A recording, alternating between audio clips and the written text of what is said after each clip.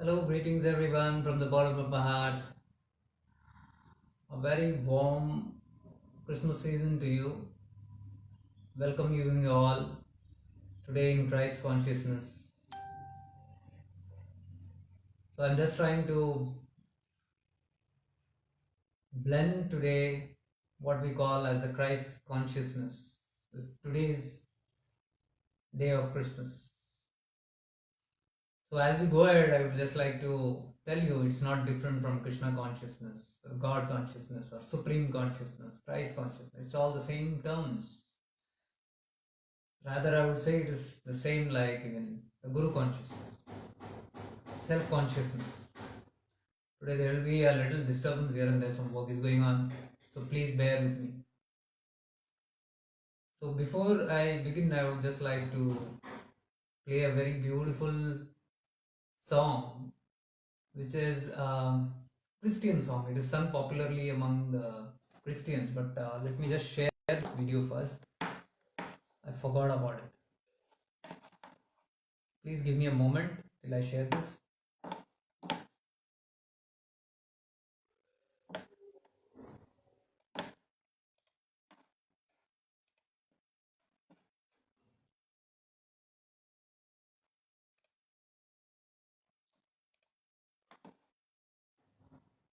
Yes, I've done that. Thank you. Welcome to all of you today on this beautiful day. Mahindra ji, Merry Christmas to you too. Sahil ji, Merry Christmas. Dhiru ji, Namah Shivaya.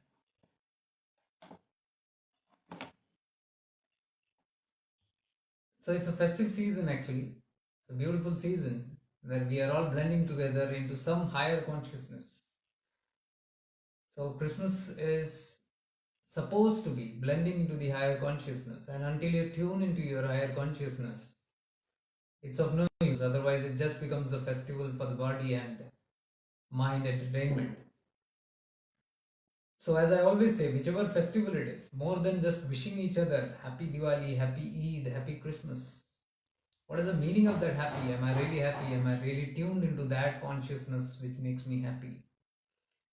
Tuning into that consciousness, being in that consciousness of that spirit, of that particular season or that particular reason is truly being festive and celebrating, be it a Diwali or a Dashara or a Ramzan or a Christmas, whichever season it is, we should know how to connect to the consciousness of that season.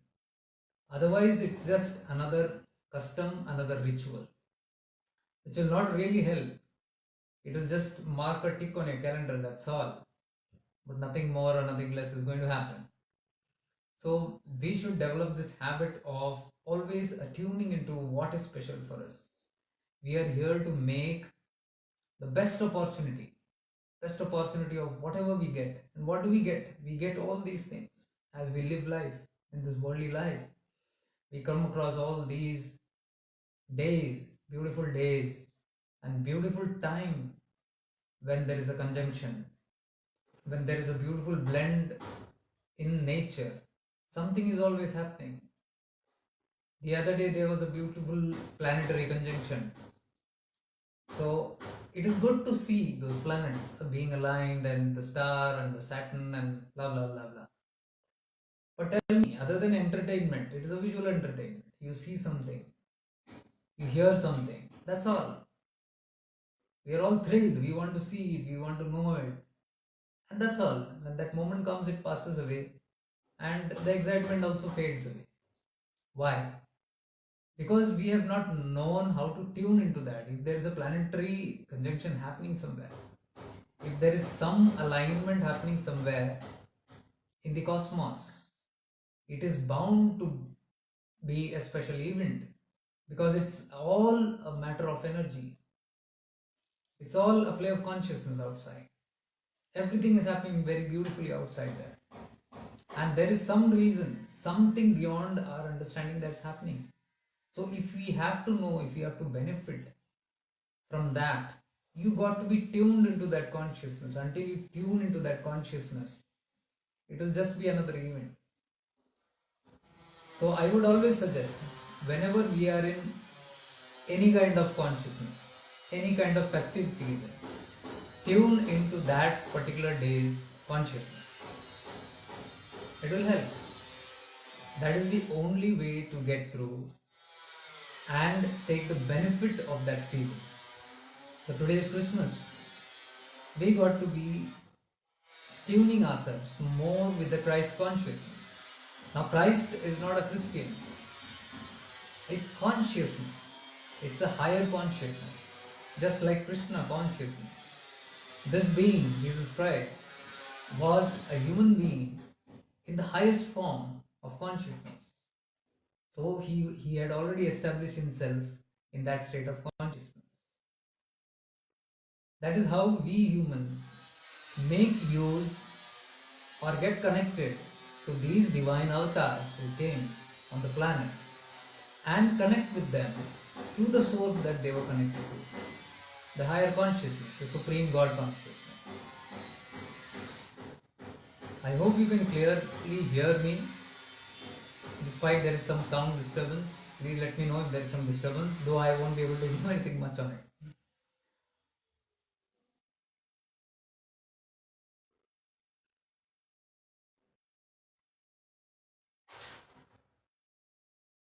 Yeah, I'm getting all your messages and greetings. Greetings to all of you from the bottom of my heart. Wishing you all a very Merry Christmas in the truest spirit of connectedness with the awareness.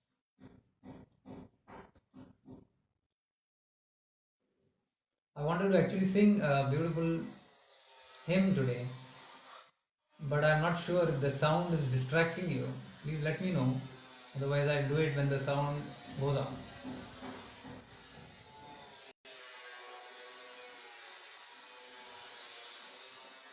I know the drilling sound.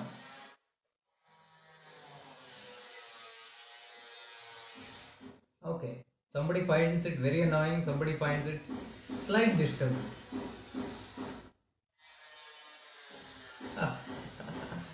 See, it's how we take it, how we want to take it. That's a good practice for awareness. You're going to see that how are we going to be connected through the distraction. It can be done, it's possible. This is how life is. We want to meditate, there is always distraction. We want to do something in life, there is an obstacle. We want to take a good step ahead in life, there is a challenge. Something or the other is always there. Now the real aspect of living is how to move through that unaffected.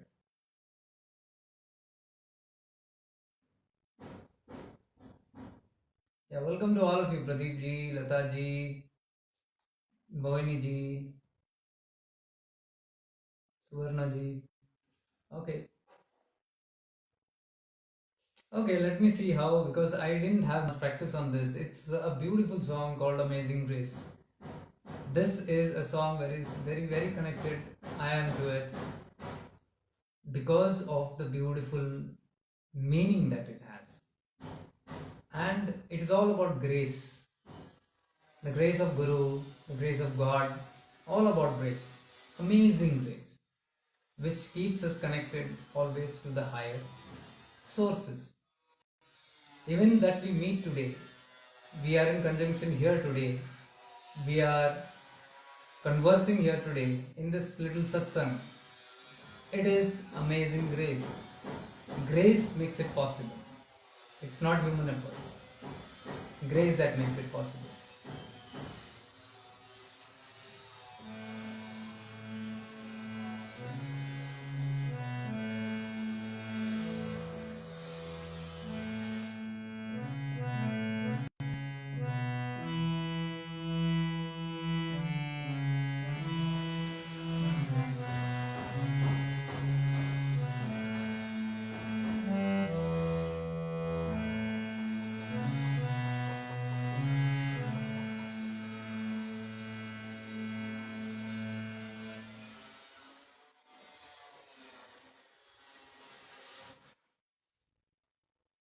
Well, I think I'll take this bhajan a little later, because if there is distraction, a lot of sound, it might distract you.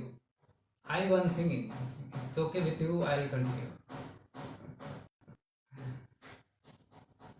I don't know if I play the music, it will be. Let me check out.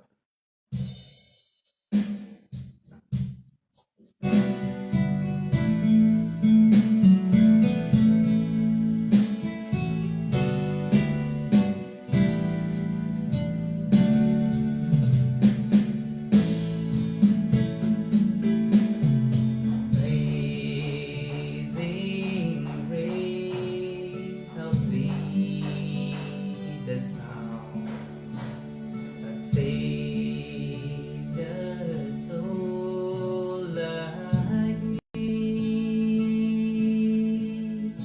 I once was lost, but now I'm found. Was blind, but now I see. It was grace that taught my heart to fear, and grace my fears relieved. How precious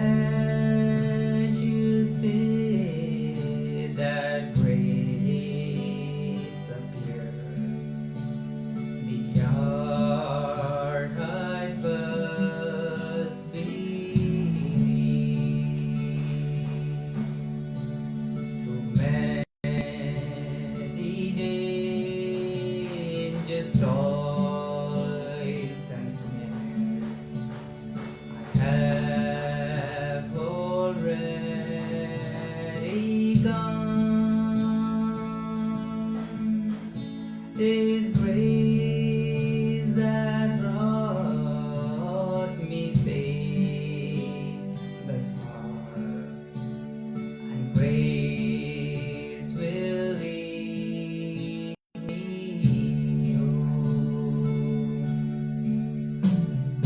The Lord has promised good to me.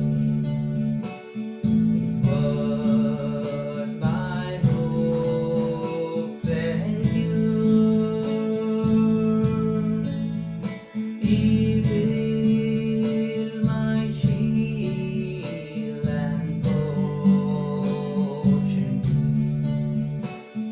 as long as life endures. Yeah, when this heart and flesh shall fade, and mortal life shall cease, I shall possess within the weak a life of joy and peace. Amazing grace, how sweet the sound that saved a soul like me.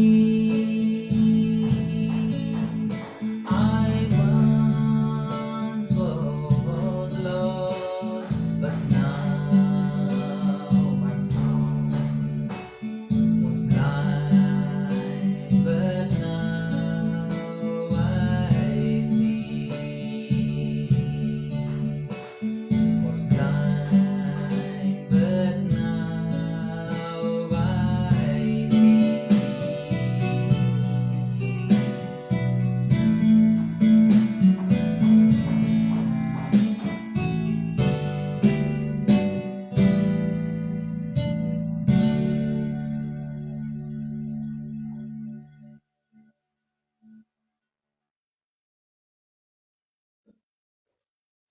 Well, I'm glad the sound dropped a little bit. while I was singing, probably they were also listening. Who is this? Where is the sound coming from? It might begin again. Now the curiosity is gone. Anyways, I have not practiced or anything for that, so it just came to my mind. Let me just take this song. It's a beautiful song.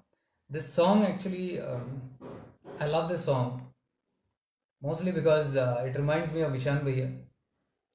I remember in Gurgaon we had made the studio, Shivyog studio, and we had brought all these instruments and all that, and Ishan Bhaiya was very excited, and he, Kavita ji, everybody was there in the studio first day, and he asked me, Jacob ji, a gana gao, open it with a nice song. So I was asking him what song to sing. Sing anything you like. I said, nothing comes to my mind, you tell me. He said, sing Amazing Grace. I said, wow, you like that? He said, it's a beautiful song. And I sang Amazing Grace. And then I remember singing Khwaja Mere Khwaja in the Shivyog studio. So that's how you opened up those things there. And whenever I hear this song, Amazing Grace, it reminds me of Ishan Bhaiya because it's his favorite too. It's beautiful because of the lyrics. This is what I want to remind you, dear ones, today. Amazing grace. Grace is always amazing. Grace brings us together. Grace does everything for us. Kirpa. See the beautiful words. It says amazing grace. Grace. How sweet the sound that saved a soul like me. This is all our story. हम सबकी कहानी है. It's all stories. Grace saved us. Without grace, we will not have an awakening. Without awakening, we will not know who am I, where am I come from, where am I going, what is my purpose of life, and what I've got to get towards the end of this life. Only grace shows us this. Grace comes from where? Our own merits, our own karma, which we compiled in some or the other lifetimes. It is coming handy now. This is what I want to speak today. A little bit more. Arun Bhai, Namah Shivaya. Merry Christmas to you. Pradeep ji, Pratap ji, Shobha ji, Mahendra ji, Madhu ji, Smita ji, Rekha ji, Simran ji, Nirlakanti ji, Sahil ji, Dhiru ji. All welcome and a very happy season to all of you. Season's greetings to all of you. So I was saying grace brings us here, and that is what I am here to explain to you, how this grace works and how we should never take it for granted. So it says, amazing grace, how sweet the sound that saved a soul like me. I once was lost, but now I am found, was blind, but now I see. It was great grace that taught me, my heart, to fear. And grace, my fears relieved. See, grace only made me fear. Because of my fear, I came close to that grace. And because of that grace, that fear is now relieved. See how beautiful it is. How precious did that grace appear the hour I first believed. Chinmayaji, welcome. Through many dangers, toils and snares, I have already come. We have all come through so many dangers, through so many problems, through so many issues, challenges, obstacles. But we have come through all that. If you're sitting here watching this live or the recording, it means you're alive. It means you have come through a lot of things, which probably even you must have felt you will not go through in some or the other time. But today here we are, breathing and alive. What does that show? It's a grace that took us through all these things. So it was grace that brought me safe thus far, and grace will lead me home. Isn't that beautiful? Nice background here. And it also says, the Lord has promised good to me. His word, my hope receives. He will be my shield and portion as long as life endures. Yeah, when this heart and flesh shall fail, and this mortal life shall cease. Mortal life means temporary physical life. I It might get a little stuck up or something, but I'm not cutting off because it might be an internet clogging. So just hold on and you'll get connected back. So it says, I shall possess within the wheel a life of joy and peace. It's all talking about how the grace is taking us through this mortal life and leading us to immortality. This is what I specifically want to talk today about, mortality and immortality. When we do not understand this, all our doubts and questions come up. Prabhupada ji, welcome. Yesterday I received a message from someone in the friend list. Yesterday, a few days back, to pray for someone in their family who was going through some traumatic incidents and was hospitalized, battling for life. So she asked me to just pray for probably a brother-in-law. And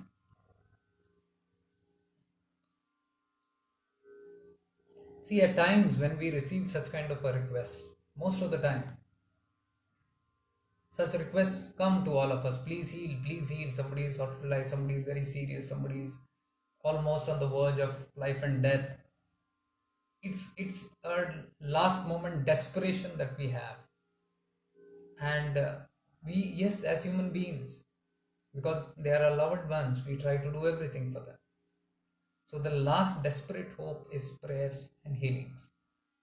So you can see the desperateness of people, because I get a lot of such case where people are almost on their last, and then a lot of requests come, especially in these seasons after the pandemic,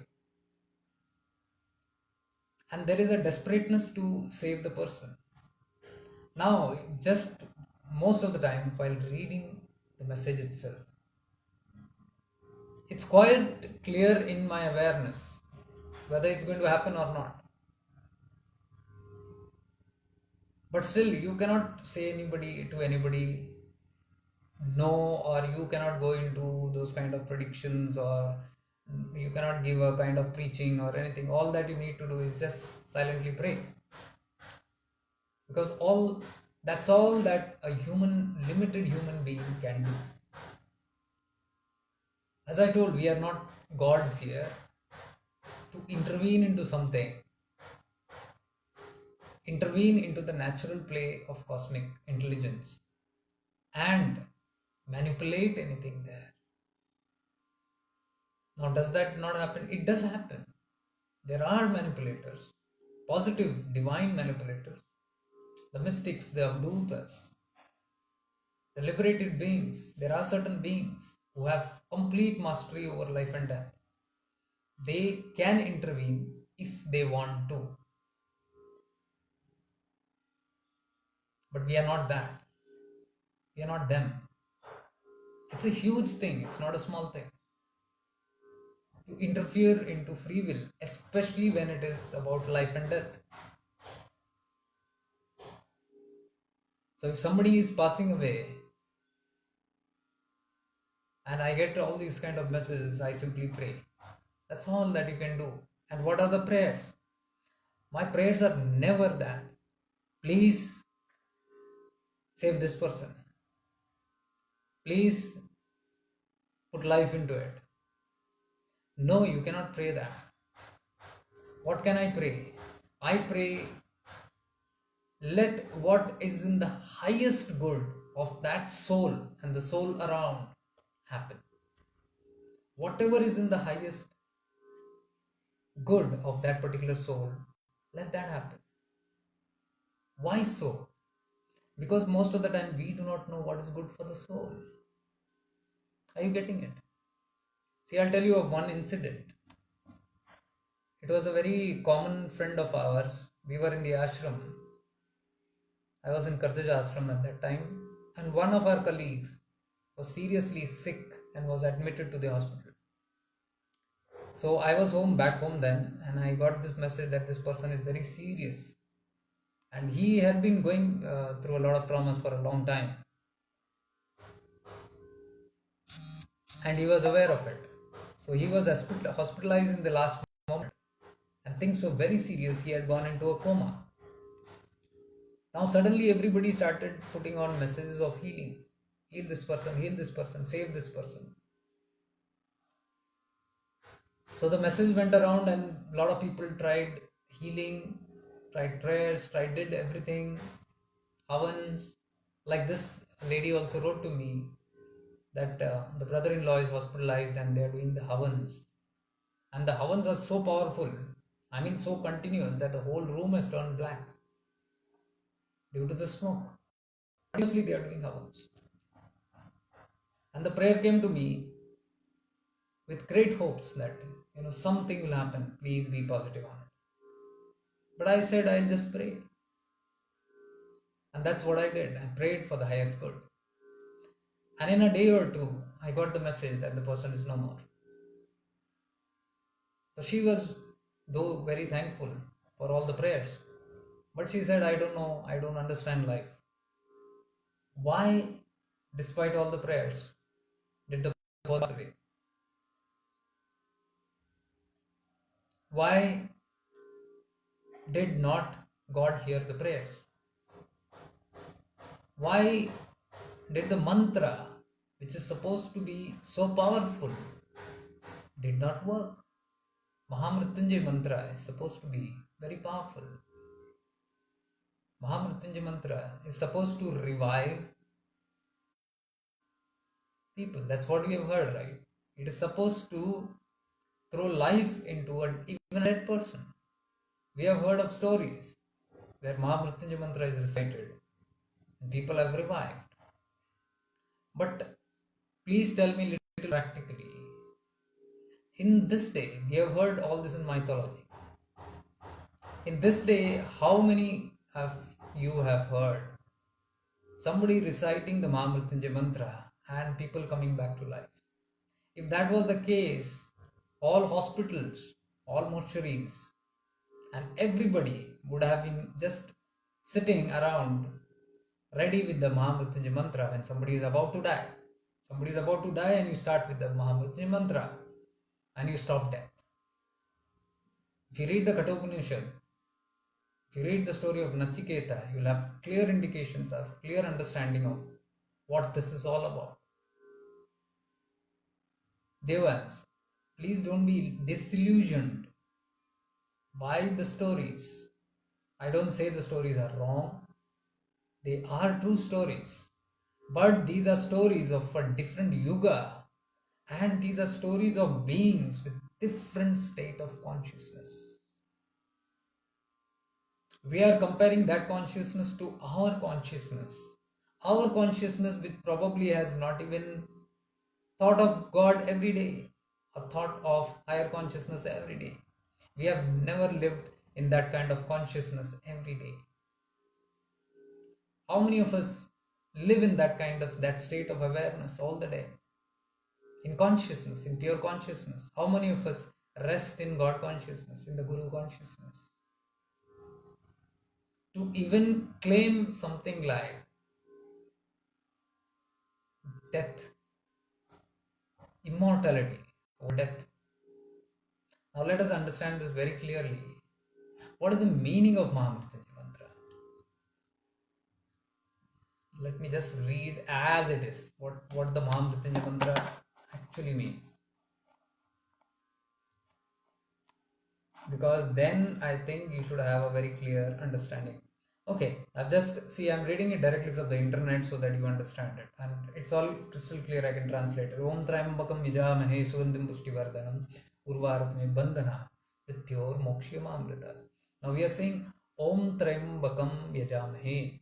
Om Trayambakam is the Trayambakam, three-eyed one. We are talking to Lord Shiva, who is the three-eyed one.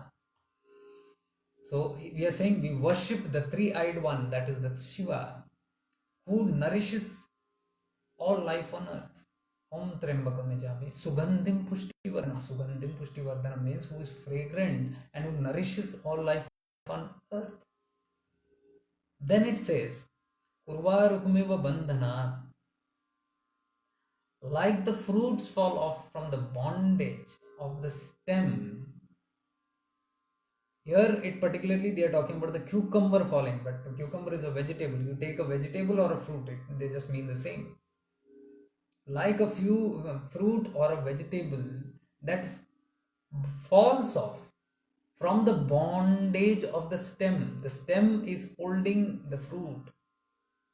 But now the mantra says, like how this fruit is falling off from the bondage of the stem. Till now it is connected, it is attached, it is in the bondage of the stem, it is not free, it is not liberated. So like this fruit falls off from the stem, urvarukmiva bandhana, from the bandhan, mrityor mokshya mamrita. Like this fruit falling off from the bondage of the stem, may we all also be liberated from death. May we be liberated from mortality to immortality. May we become immortal. Are you getting it? You see, when you read a mantra, you should be fully aware of it in your consciousness. Otherwise, the mantra will not work. Merely reading a mantra will never work. You do a yagna, you do 1008 times, or you do 1 crore japa. If you are not aware of the meaning of the mantra, it just means you're not aware of the consciousness of the mantra, because mantra is consciousness. You are supposed to be connecting to the consciousness of the mantra by reciting it again and again. Why do we have 108 times, 1008 times? It is not the count. It is because when you are reciting continuously the bead that you hold, one after the other, continuously, you have to go into the consciousness. You have to get connected. This hand moving on the beads is trying to bring your attention back again and again to the consciousness of the bead, because the mind gets distracted. So the mantra is demanding your attention, your complete awareness and surrender to this mantra. It is not about the bead, it's not about the rudraksha. So the mantra that we recite should be Om Trembakam Yajami Sugandhim Pushtivardhanam Urvarukmiva Bandhanam mrityor mokshya mamrita. While I am saying even one mantra, while I am reciting the whole mantra, I just gave you the meaning of it. We worship the three-eyed one who is fragrant and nourishes all life. Like the fruit falls from the bondage of the stem, may I also be liberated from death, from mortality to immortality. This meaning should be in our awareness with every mantra. Have we done that? Now, I'm not trying to say if you do this, you're going to save lives. What I'm trying to say is the mantra's fruit will be delivered. Because what is the mantra trying to deliver? This mantra is not trying to bring back a dead person. This was portrayed and highlighted by people who are more interested in living forever. Are you getting it? So the people had a focus on Mare ko bhi jeevit kare. It was a big hype for them. This is a worldly desire. This is not a divine desire. How much ever you might want to argue with me and say that, no. See, to prolong your life, prolonging life means what? To remain more into the bhoga, to enjoy the pleasures of life. That is why a man or a woman is striving to be alive. Why do we wish to be alive for a long time? So that we can continue enjoying in this body, isn't it? Now you tell me, is that the highest desire of the consciousness? It is not. So, the human body, the human life is designed in such a way that you come here temporarily, experience it with a set of karmas called the prarabdha karma. Every lifetime, everybody comes with a package of karma. Till this exhaust, you cannot leave. That's how it is. All your karmas allotted to you every single lifetime is called the prarabdha karma. So everybody comes here with the prarabdha karma. And you have to exhaust that. If you have not exhausted it, and if there is a lot of prarabdha still pending, and a soul is fed up and wants to leave before that, that is called manipulating this prarabdha, and without finishing it, trying to end life unnaturally through suicide or whatever, before the prarabdha getting over. Somebody has decided to end it. Now the balanced life, which the soul doesn't want to bhoga, experience, doesn't mean suicide will escape the rest of the bhoga, prarabdha allotted, because prarabdha it's in your account. It's all about the balance sheet that I was talking about. If it is not experienced completely, that soul takes the heaviest burden now of completing that remaining period in the dangling state. So it just means that, let's say if somebody was allotted 60 years of life, and in 30 years somebody has planned to leave, the rest of the 30 years the soul dangles, and the soul is left in frustration and in deep resentment and deep anguish. So the position of the soul's experience, it's in a dilemma, it's in struggling phase, it's in a lot of unrest, a lot of pain, a lot of misery. It's undergoing suffering that has now multiplied, and in that multiplication it has to complete that prarabdha without the physical body. So what does this show? This shows that the accounts are very clear. If the prarabdha is allotted to you,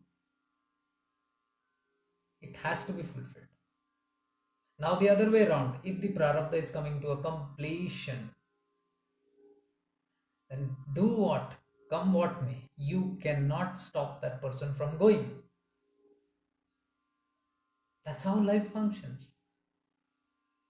Why? Because that quota is over. So that person has to go. Go where? Die where? Nobody is dying.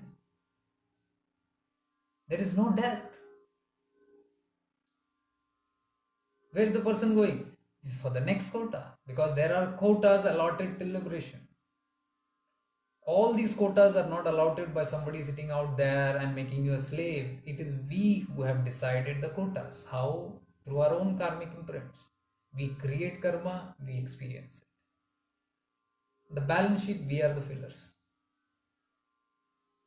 So whatever we do in thought, words and deeds gets registered into karmic imprints, which now is allotted in bits, because you cannot handle the whole stuff.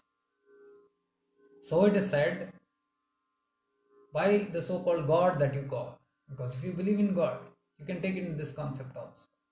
God is doing it, okay. Somebody who is the supreme justifier, who's not partial with anything, who's doing everything in accuracy. So if you trust that person is doing in accuracy, there should be no trouble. There should be no questions of why God. But if you are doubtful whether he is manipulating the balance sheet, and if he is partial to someone, he is not partial to me, then that means you don't trust that supreme power. Okay, in that case, bring it to your intellectual power and understand this concept of how the things work. So the whole allotment to your liberation, we expand the balance sheet or we shrink the balance sheet. The more punyas you do, you shrink the balance sheet. The balance sheet becomes lesser because that many karmas get minus. If you don't shrink it, and if we continue with unknowing, unconscious living, unawareness, life of unawareness, more karmic bondages happen, imprints happen. And that again keeps on expanding the quota. More the quota, more the allotments. So the more expansion of your quota just means that you are distancing yourself more for liberation. The liberation is more distant because of this expansion in the quota. And the more it expands, the more divisions will come because you cannot take this whole and finish it in one lot. And that is how the life is allotted to you. So let's say, for example, somebody with this precious quota of karmic imprints has got another 40 janmas, 40 lifetimes. Who has decided? We have decided.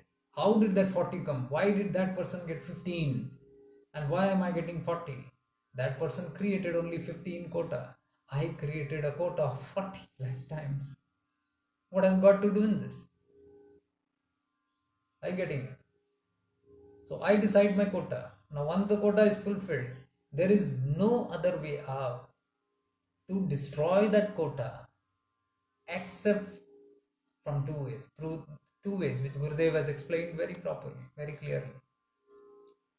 One is through bhoga. One is you come experience the fruits of that karmic fruit, that karmic imprint. Or you do sadhana, you do good deeds, and you counteract on that negative karmic imprint with another positive karma. So if there is a negative karma, you can clear off that with a positive karma. That is why Nishkam Seva, Nishkam Sadhana, selfless, without wanting any fruits for that. Why? Because the moment you ask fruits for it, you get the reward there itself. That's the science. There is nothing else. There is nothing that God will punish if you are selfish, if you are... Nobody's bothered. There is nothing watching every individual as to what you are doing and what not. These are all do's and don'ts. Koi Puran. What actually happens is, if you are not doing Nishkam, if you are doing a seva and expecting something in return, maybe money, maybe energy, maybe attention, maybe praise, anything that you're looking, or appreciation, whatever, it just means that you have done something for someone and you have desired for the fruits, and so you shall receive. So if it is praise, somebody should tap and say, wonderful job that you did. What? I swell and I say, wow, thank you. I'm happy. I'm prideful. And that has satisfied me there itself. That means I've got the reward there itself. So that punya doesn't get credited into my balance because there is no punya left. Why? The results, I took it immediately. I did something and I got back. The give and take over. The balance sheet is over. That is why all the saints and masters have said Nishkam Seva. That is why Lord Krishna also said Karam kar phal ki chinta na kar. Don't be bothered about the fruits. Surrender the fruits to me. You just do your work. In that, what happens? Because when you're just doing your work, you might be doing some good work for somebody, and there is good positive returns being generated for that. Now, if you don't look into the balance sheet, you don't want the returns, you're not bothered about it. What happens is, it remains there in your account.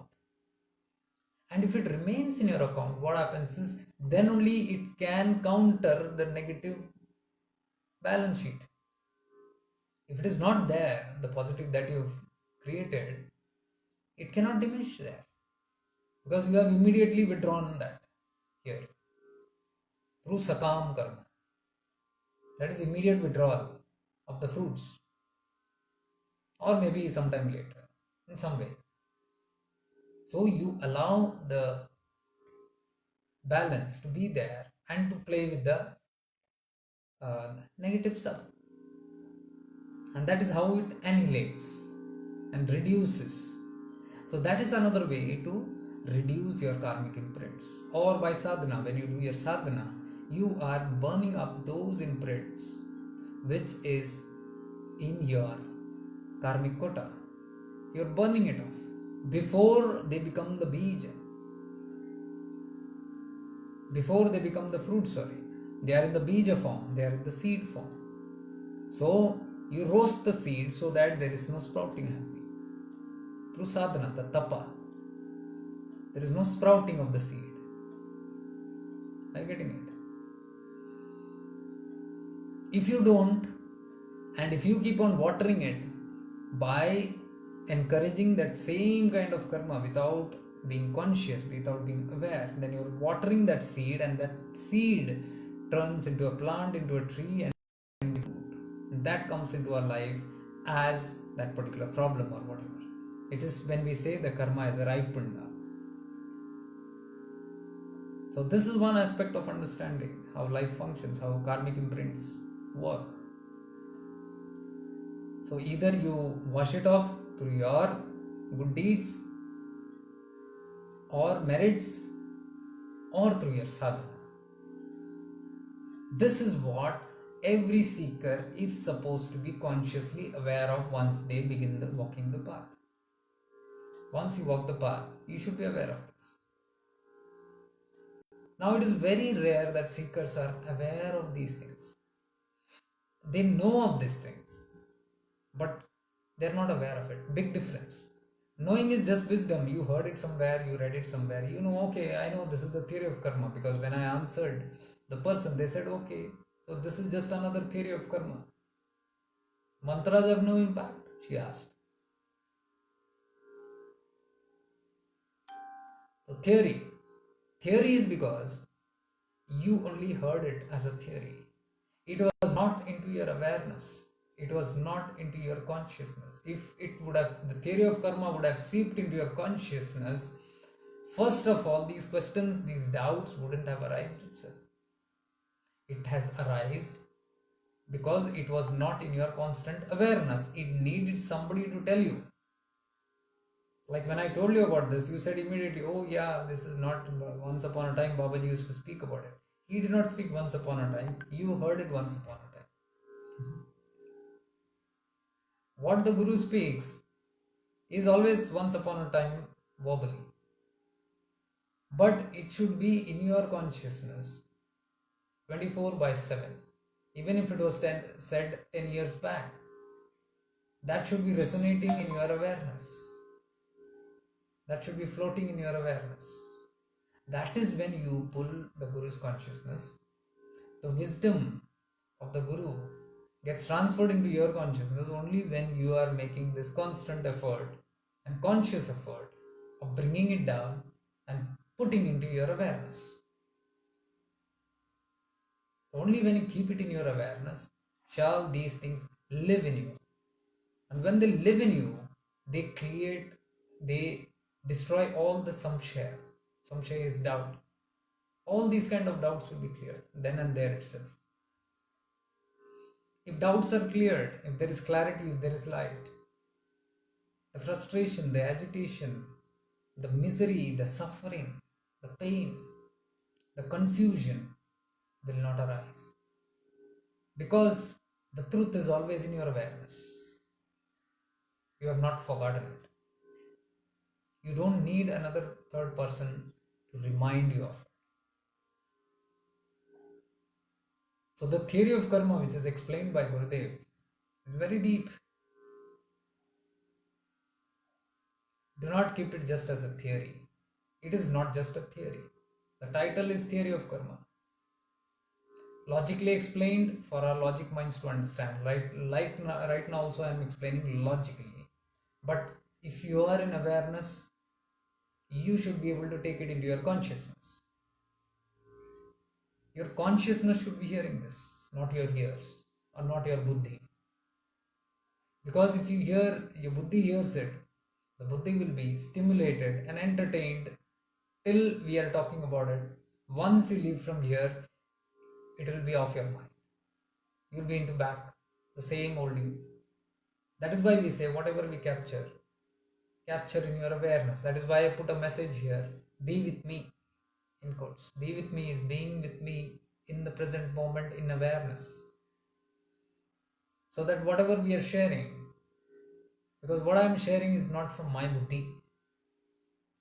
I am connected to a source while talking, which is the pure awareness state from where things are flowing very naturally, spontaneously. Whatever flows, there is no control over it, just flowing. So if you are aligned with that, you shall get it right. So this is what I was trying to say. So understanding that the mantra, now coming back to the Mahamrithyunjay mantra, the Mahamrithyunjay mantra is supposed to bring you immortality. It's true. Now see very carefully, understand very carefully this thing, because many people get confused here. I remember in one of the shibir in Delhi, I was on duty, when somebody brought a dead body to the shibir, and that person, the family who brought it, was refusing to accept that the person has passed away. It was somebody very near and dear to them. But they were in a very frantic hope that Gurudev will revive the dead body. And they had all kind of logics in place stating that the Mahamrithyunjay mantra or a guru or a siddha or a liberated being has the power to give life to somebody. We have heard of stories. Now do it. You tell them anything, they were not in a position to listen. They waited outside with the dead body for a long time until everybody tried to convince, but they were not. So they were left alone. After some time, they realized it's useless. They must have felt bad, or they must have said, what kind of this nonsense is this? We have a guru and he's not bothered about somebody dying. This is not practical spirituality. This is Ziddhi spirituality. First of all, the consciousness has not yet risen to even understand life and death. Which guru on the planet promises forever life? Which God promises forever life? Yes, there is a saying called immortality. You shall live forever. Even Christ said that. He said that those who taste the truth will live eternal life, immortal life. They will never die. You will find it in all the scriptures where it is mentioned, you will never die. You shall remain immortal. And this is exactly what the Mahamrithyunjay mantra also says. That you will live forever if you seep in this mantra. Now people get it wrong. What is living forever? This is a big catch today's world when everybody is talking about immortality. Everywhere there is this fanciful word called immortality. You just Google and see immortality. You'll find almost all the systems today talking about immortality. And everybody is in a frantic search about immortality and how to become immortal. Because somewhere or the other, scriptures and the truths are talking about immortality, and the great saints, liberated beings are all talking about immortality.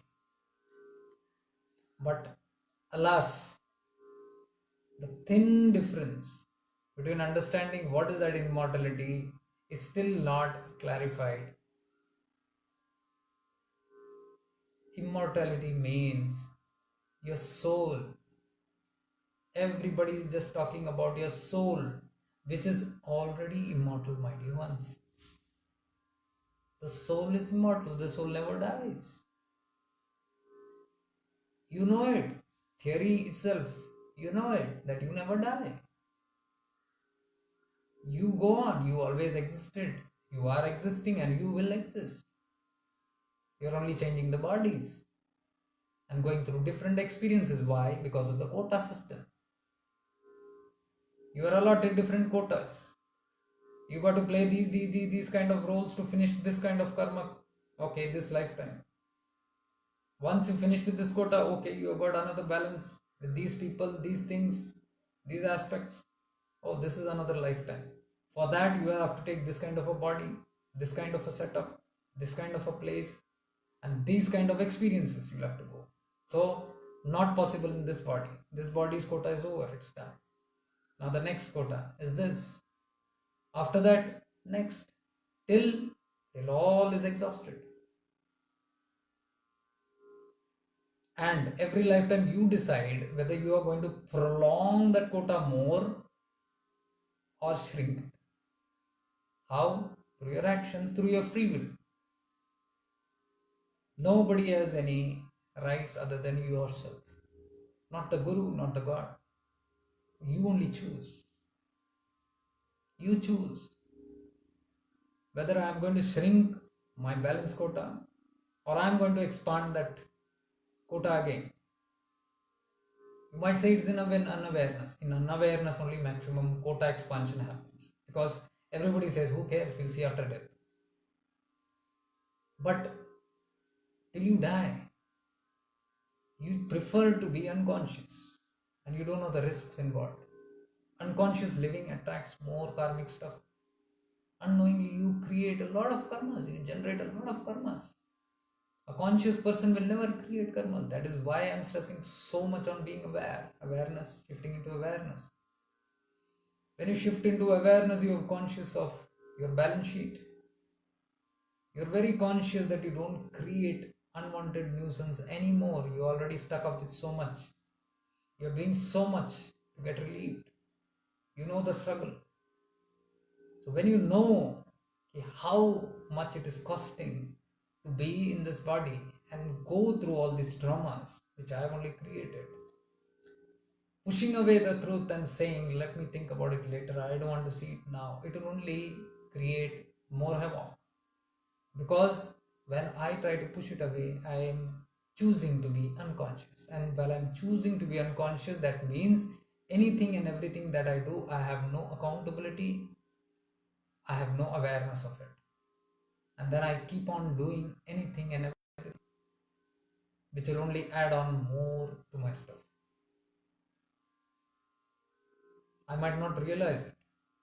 And then, as I said, let's see after death. After death, you go back and then you see your quota has expanded. And you say, what nonsense? What did I do?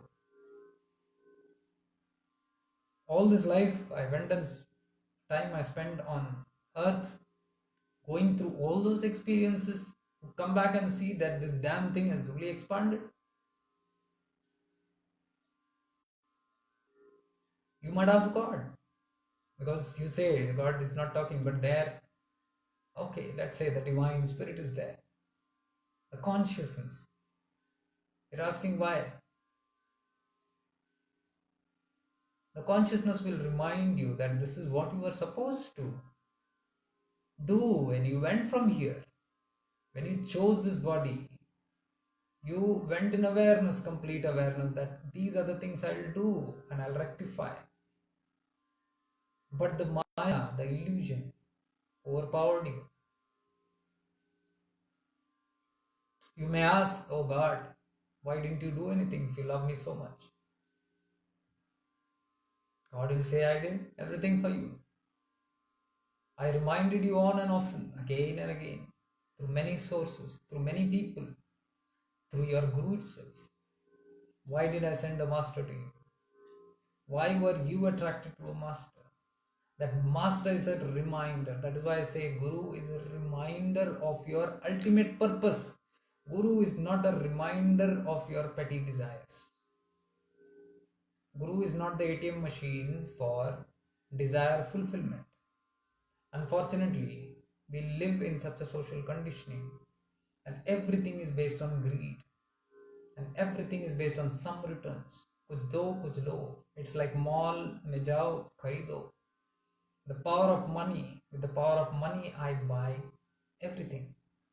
And I go to buy the grace of the Guru with the power of money.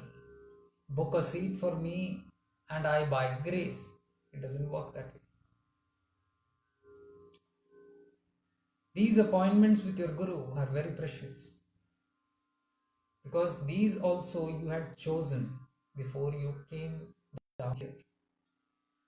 Chosen because you wanted to be reminded, because you know you are a forgetful person. You are more bound by karmic imprints. Your karma is very strong. So your request was with the divine to keep a reminder, and the Guru was the reminder that you chose to come across with. And when he came across, as per the reminder, as per the promise, you went through it, but again, the power of illusion washed over the real purpose of meeting with your Guru. And that, all that was said by the Guru became only a theory. Whatever he spoke was only a theory, like the theory of karma. That theory entered the mind, entertained us for a while, and it vanished out of our memory. And when the karma, the theory of karma, the real incidents came into our life, where we had to relate with that karma, we forgot about it. Somebody had to again remind that somebody also, and many somebodies, are also reminders to life. So if you go back there and ask God, what did you do for me? He said, these are all the things that I did for you. But you are in so unconscious living. You are not even conscious of the people who come and guide you timely, of the people you bump into timely, of all the incidents, the beautiful incidents that you create in your synchronicity and attract all the synchronicities into your life that keep on reminding you. But your unawareness is so strong, so strong, that you fail to even notice all this happening. This is why I sung Amazing Grace. Amazing grace is something that we should be grateful for. It is a grace that brings synchronicity in our life and timely help and support from all directions. We refuse to see it. We do not see it, and that is why we feel we are unsupported by the cosmic consciousness, by the Guru consciousness. It can never happen that the Guru consciousness will not support you once you are connected to it. I'm telling you very seriously. You don't have to know the Guru personally. You don't have to meet him or her personally. It's all a meeting of your consciousness and the Guru consciousness. Once you merge that, once you learn how to expand it, how to stretch that meeting with the Guru into your complete other aspects of life, like if you have met your Guru for 3 days or a couple of hours, in whichever possible seminar or whatever, or shivir or whatever. And if you have centered yourself there, and if you have received that well, you have seeped into that consciousness and you have understood the meaning of Guru Tattva. And instead of connecting with a person, you have connected truly with the consciousness. And you have made your consciousness and your Guru's consciousness as one. Now the next awareness that your consciousness will do is sustain that awareness consistently in your life. That is what I mean by stretching that meeting with the Guru to the rest of your life. We are not aware. When we are not aware, we will only be stimulated and spiritually entertained for those couple of hours or days that we spend our time with in the vicinity of the Guru, where the mind is being entertaining by all the theories that he is talking about. He is definitely communicating through theories. But that is for your logic mind to be entertained. And while you are entertained, you have to pick in your tentacles. Your awareness has to be dug into the awareness of the Guru, consciousness. Theories are all fishing nets that all gurus use. They talk to attract you. They talk to divert your attention to what they are speaking because your mind is very diverted.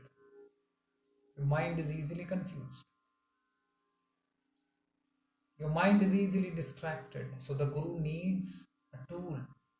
Theory is his tool. Bhajan is his tool. Pravachan is his tool. That is not the real work. He keeps you spiritually entertained and spiritually glued to your seat by talking something that you're fascinated about. And while you're sitting there with your five senses being entertained,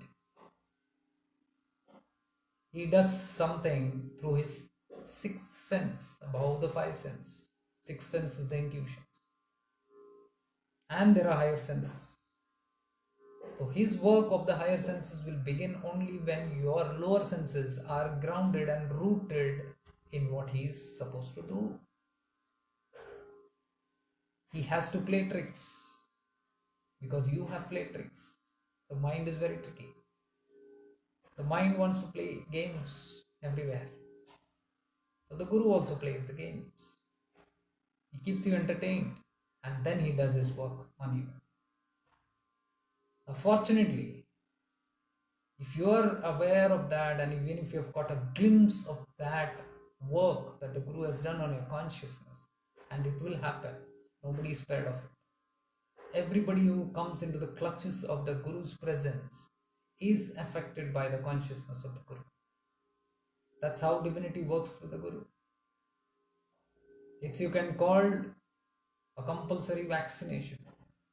You can compare it to a mandatory vaccination. Publicity and public awareness is being spread for the vaccination and being told to you about how you would benefit. By those publicity material, you go into a shibir for the vaccination. You think you are going to be vaccinated. It's a self-decision. However, it's a mandatory decision. Come through all these methods. Because that's the only way the stubborn mind, the stubborn soul, with all its karmic imprints, will learn and receive. Because this is the contract that you made before you coming here. That you will receive periodic dosages and vaccinations of divinity time to time, so that over a period of time you become immune to Maya, immune to mortality. And once you spread that in your awareness, that's how your consciousness grows. If you are connected to the Guru Tattva all the time, you have chances of evolving more quicker, because constantly you are having a bath of divine consciousness. Consciously you are decided to be cleansed and purified all the time. Your consciousness is all the time being cleansed by something that is higher. Why? Because you chose. It's your free will. And if you do not choose it, no God will come and pressurize you. No Guru will pressurize you. Nobody will pressurize you. It's your wish. That's what I call it. It's your free will. No one will interfere in that. That is one area which no one has permission to interfere into. And not even the gods will do that. That is why it is very important that such reminders are again and again given through many sources to shift you back into awareness, constantly shifting you back into awareness. Because by shifting into awareness, you are asserting that free will and choosing to move into something of higher consciousness. When you shift into your awareness, you're shifting into the awareness of your Guru Tattva. They are not different. Your higher awareness is the Guru Tattva. Your higher self is the Guru Tattva. That is why it is said, your higher self is God. God consciousness. That's how beautifully it is blended. That is why today I sung Amazing Grace. That's why we should be very grateful to it. So, talking about the mortality and immortality, those who seep into this consciousness will become immortals. Do not look at this word immortal from a worldly frame of mind, from a lower state of consciousness. Get into awareness and understand this concept. Don't sit dumb and receive things like this from your senses. They will deceive you. Receive these things, such wisdom, only through your consciousness. It will affect you in a very positive and divine way. If you do not connect your awareness, if you are not in a state of awareness, you will receive these kind of wisdom through your mind, where the mind is stimulated and the mind can make different notions out of it, depending on what is in your mind. What kind of vasanas, samskaras and tendencies are in your mind, that will be the influence of whatever wisdom you get. So if somebody tells you, you are immortal and you are going to live immortal, like an immortal, immortality is yours. You will overcome death and you shall live forever. If somebody tells you, and you are a person who is interested more in the bhoga, if your desires are very strong and you love only to experience life and the pleasures of life, if the tendencies and samskaras are these type, very strong on this, then naturally it will influence your mind, and the wisdom that it takes inside about immortality will be something else. It will only think, oh, how can I prolong my life so that I can enjoy more of my sensual pleasures and all the pleasures and comforts of life, all the unfulfilled desires, and maybe even create more desires. Why? Because now I have a prolonged life. So a mind, a soul that is rooted more in the lower tendencies will try to seize this opportunity to become an immortal so that it fulfill the lower tendencies. I hope you're getting what I'm trying to say. This is if you're not rooted in awareness. This is what your mind will catch. This is how we misinterpret even the greatest of avatars and greatest of teachings of great masters. It can be misinterpreted. It can be misunderstood in a moment. Why is it that somebody gets it right and somebody does not get it right? Somebody's got a meaning something different and somebody's got the meaning entirely the opposite of it. It is the state of consciousness in which it has been received. That is why the Guru, whenever anybody comes in their presence, they first make you feel good. They settle you down. You will never find Gurudev. The moment you enter a shivir or the moment the program begins, he gives you a diksha. It will not happen. Why does he settle, talk with you nicely, treat you nicely, pamper you, sing songs for you, heighten your awareness, bring you into a certain kind of stability, into a certain kind of presence, into a certain kind of awareness? Why does he do that? And make you still, make you calm. You must have seen when you enter into the presence of the Master, you are very jittery, you are very restless in the start. You're not settled completely, but in a couple of hours you find yourself completely settled. When you entered, there was a lot of movement, there were a lot of worries, there were a lot of thoughts, there were a lot of jitteriness. But now you see there are not thoughts. You have settled down. You're sinking and you're able to grasp what he's saying. You are more at peace now. What has happened? The Guru, with his power of awareness, has settled you down. That awareness has seeped into you and settled you down.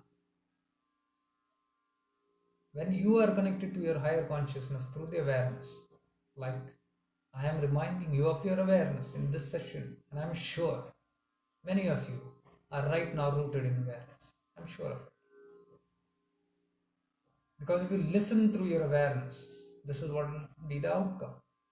You'll settle down. Something in you will just settle down. And you will know that your ears are not hearing. There's something else that is hearing. That is your awareness. Just like I say, this is not me talking, this is the awareness talking. Similarly, you who are listening will know that it's the awareness which is not listening, but the awareness is being aware of something being said. Big difference. Being aware of what being said and being hearing to what is being said is a big difference. I always suggest, do not hear. Never hear with your ears. Use it as a tool to just connect the sources, but use your higher consciousness. Use your state of awareness to understand and get this into the consciousness. May all the communication always be through consciousness, not through the five senses. When you remain rooted in your higher consciousness, you will learn how to connect, how to receive. If you learn and practice this, it's not difficult to connect to your master from anywhere. You don't have to physically know him, that's what I'm saying.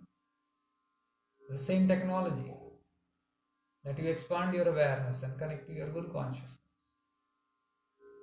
That's what I meant to say, that if you have a Guru, he will never ditch you.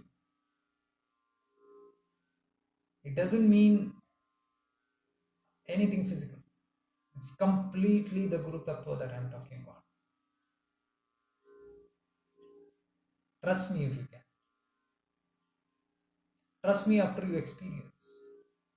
Don't just trust me on my words. Experience it. If you are able to experience what I'm saying right now, it's not a difficult task to communicate with the Guru. Communicate what? No questions, no desires.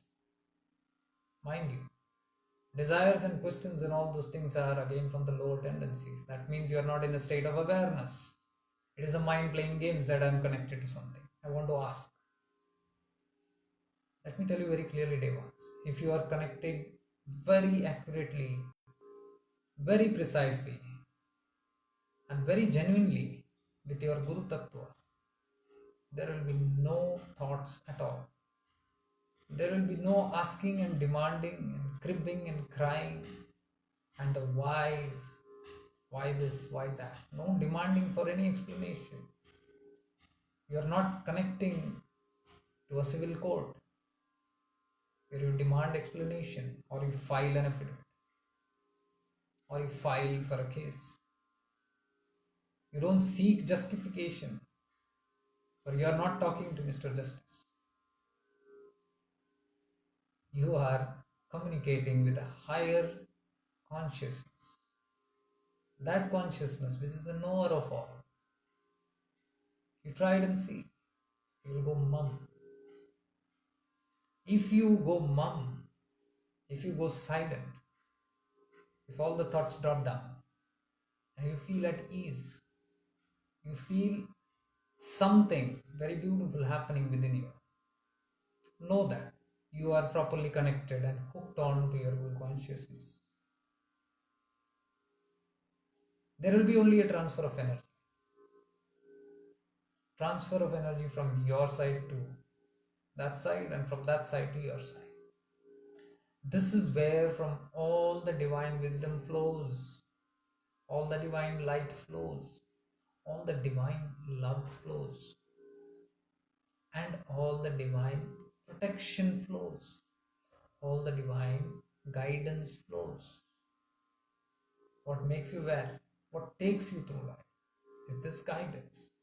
Is this awareness of something which you are more confident now? You cannot be confident on your mind. You were never confident on your mind. You tried always to be very confident because it was myself that I tried to be confident on. But now, when you know that myself is very limited, very mortal, there is an immortal being, there is an eternal being whom I connect to, whose wisdom is divine, everlasting, eternal, and completely 100% reliable, because it's a heightened cosmic intelligence, much more powerful than my limited intelligence. When you know you have now plugged on to cosmic intelligence, it is the same intelligence that created this universe, this mega universe, and is handling it with such utter precision. It knows which flower to color, which color, the shade on every single flower, the scent within a flower, the scent of every flower. You can imagine the enormous work that is being carried on by the divine with every single life, right from an ant to all the mega beings in this whole cosmos. All the planets moving in the cosmos without crashing itself with each other, without brushing itself against each other. Not a single ounce of error anywhere. One error and everything can just go into smoke, into dust. One error in the cosmos. One small error, decimal error, can crash planets together, can make stars fall into your home, and God knows what all. Nothing of that sort happens. Everything is perfectly timed and perfectly working in the most perfect divine order. We feel there is a disorder because the disorder is in our minds that reflect it. There is no disorder. That is why the other day I had put this post very clearly. We are not smarter than gods. The divine, the supreme consciousness is doing everything in perfect divine order. The chaos that you see in this divine order is a part of the divine order, is a part of the divine play.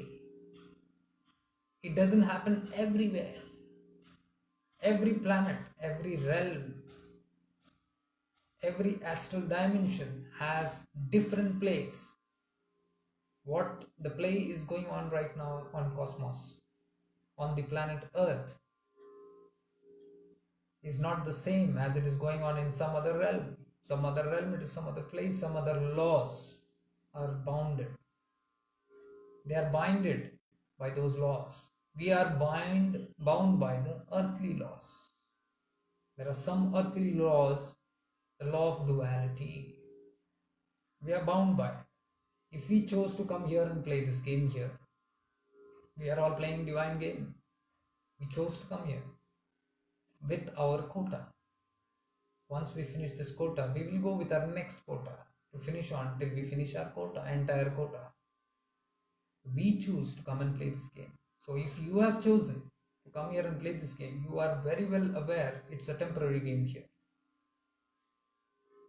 That is what I put in my post yesterday or day before yesterday, stating that there is no necessity to actually do anything here. We cannot do good for others. Do you mean that God is doing bad for others? It only means I am smarter than God, trying to play God, and saying that, oh God, you are not doing anything. Let me do for this universe. How crazy is that? But that's how we work, we function, because of our limited understanding. We have not yet understood the larger play. So this is built as a school. The planet Earth is built as a school for us to come and learn lessons. What learn lessons? Which we have forgotten.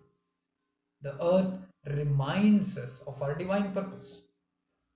This is the only place where you can come and play and ascend and transcend.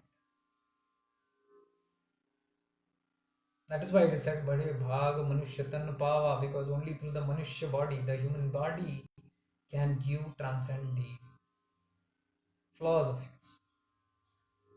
Can you transcend all the limitations that you have? For that, we need lessons, because human beings, we are forgetful, we don't understand. And so all the miseries and all the pain that you got in your life are nothing but reminders.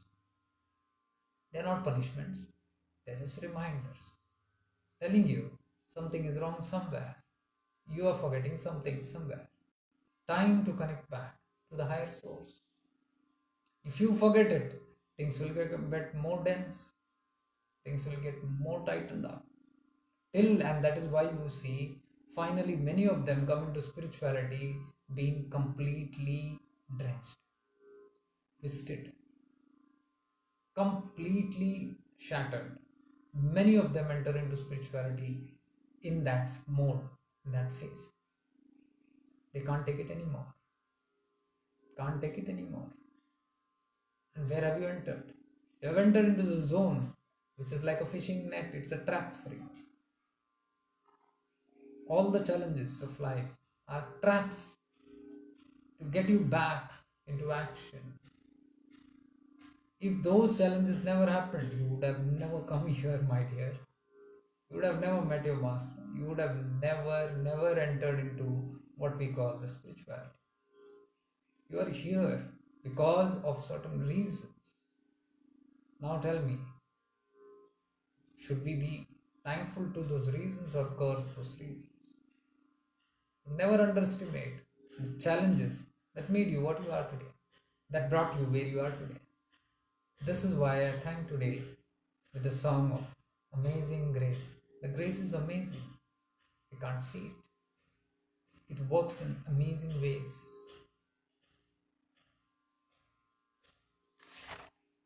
That's why I sung Amazing Grace, how sweet the sound that saved a soul like me.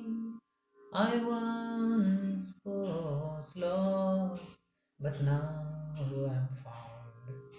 Was blind, but now I see. Was blind by illusion, by Maya. But now I'm seeing. How I'm seeing. What is it that is making me see? The tokare, the life experiences. It shook me up. It shook me up and from the illusion. And now I'm getting connected into the higher sources. So now I can see. I was not able to see before. I was bumping into what was not meant for me. That is why it says, Amazing Grace. It saved a soul like me, which was once lost, now found. Which was once blind, but now I can see. The whole song is very beautiful, if you see. This teaches us gratitude for all our troubles. Our troubles are nothing but reminders to our higher self. I've always told this, always in multiple of my sessions, I keep on reminding. Don't worry. If you are forgetting it, if you are not interested in these things, and if you say it's okay, let's see, it will not leave you till you come here, till you come to the source. So we may go turn our faces and go back in forgetfulness, get back into the same old story, only to find us coming back here again. So, dear ones, please understand what immortality is all about. All the immortals that lived were forever, eternal.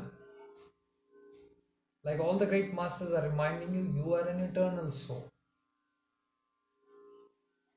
Now, what does immortality actually mean?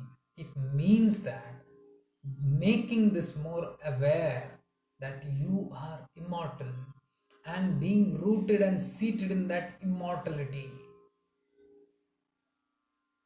One is knowing that you're immortal as a theory and dying immortal. You can know that you're immortal in your wisdom, in a theory, but while dying, you can still die like a mortal, struggling, not knowing, still at the end of life, questioning, doubting, justifying, blaming, condemning, and even asking God, where are you? Even though you know you are supposed to be immortal.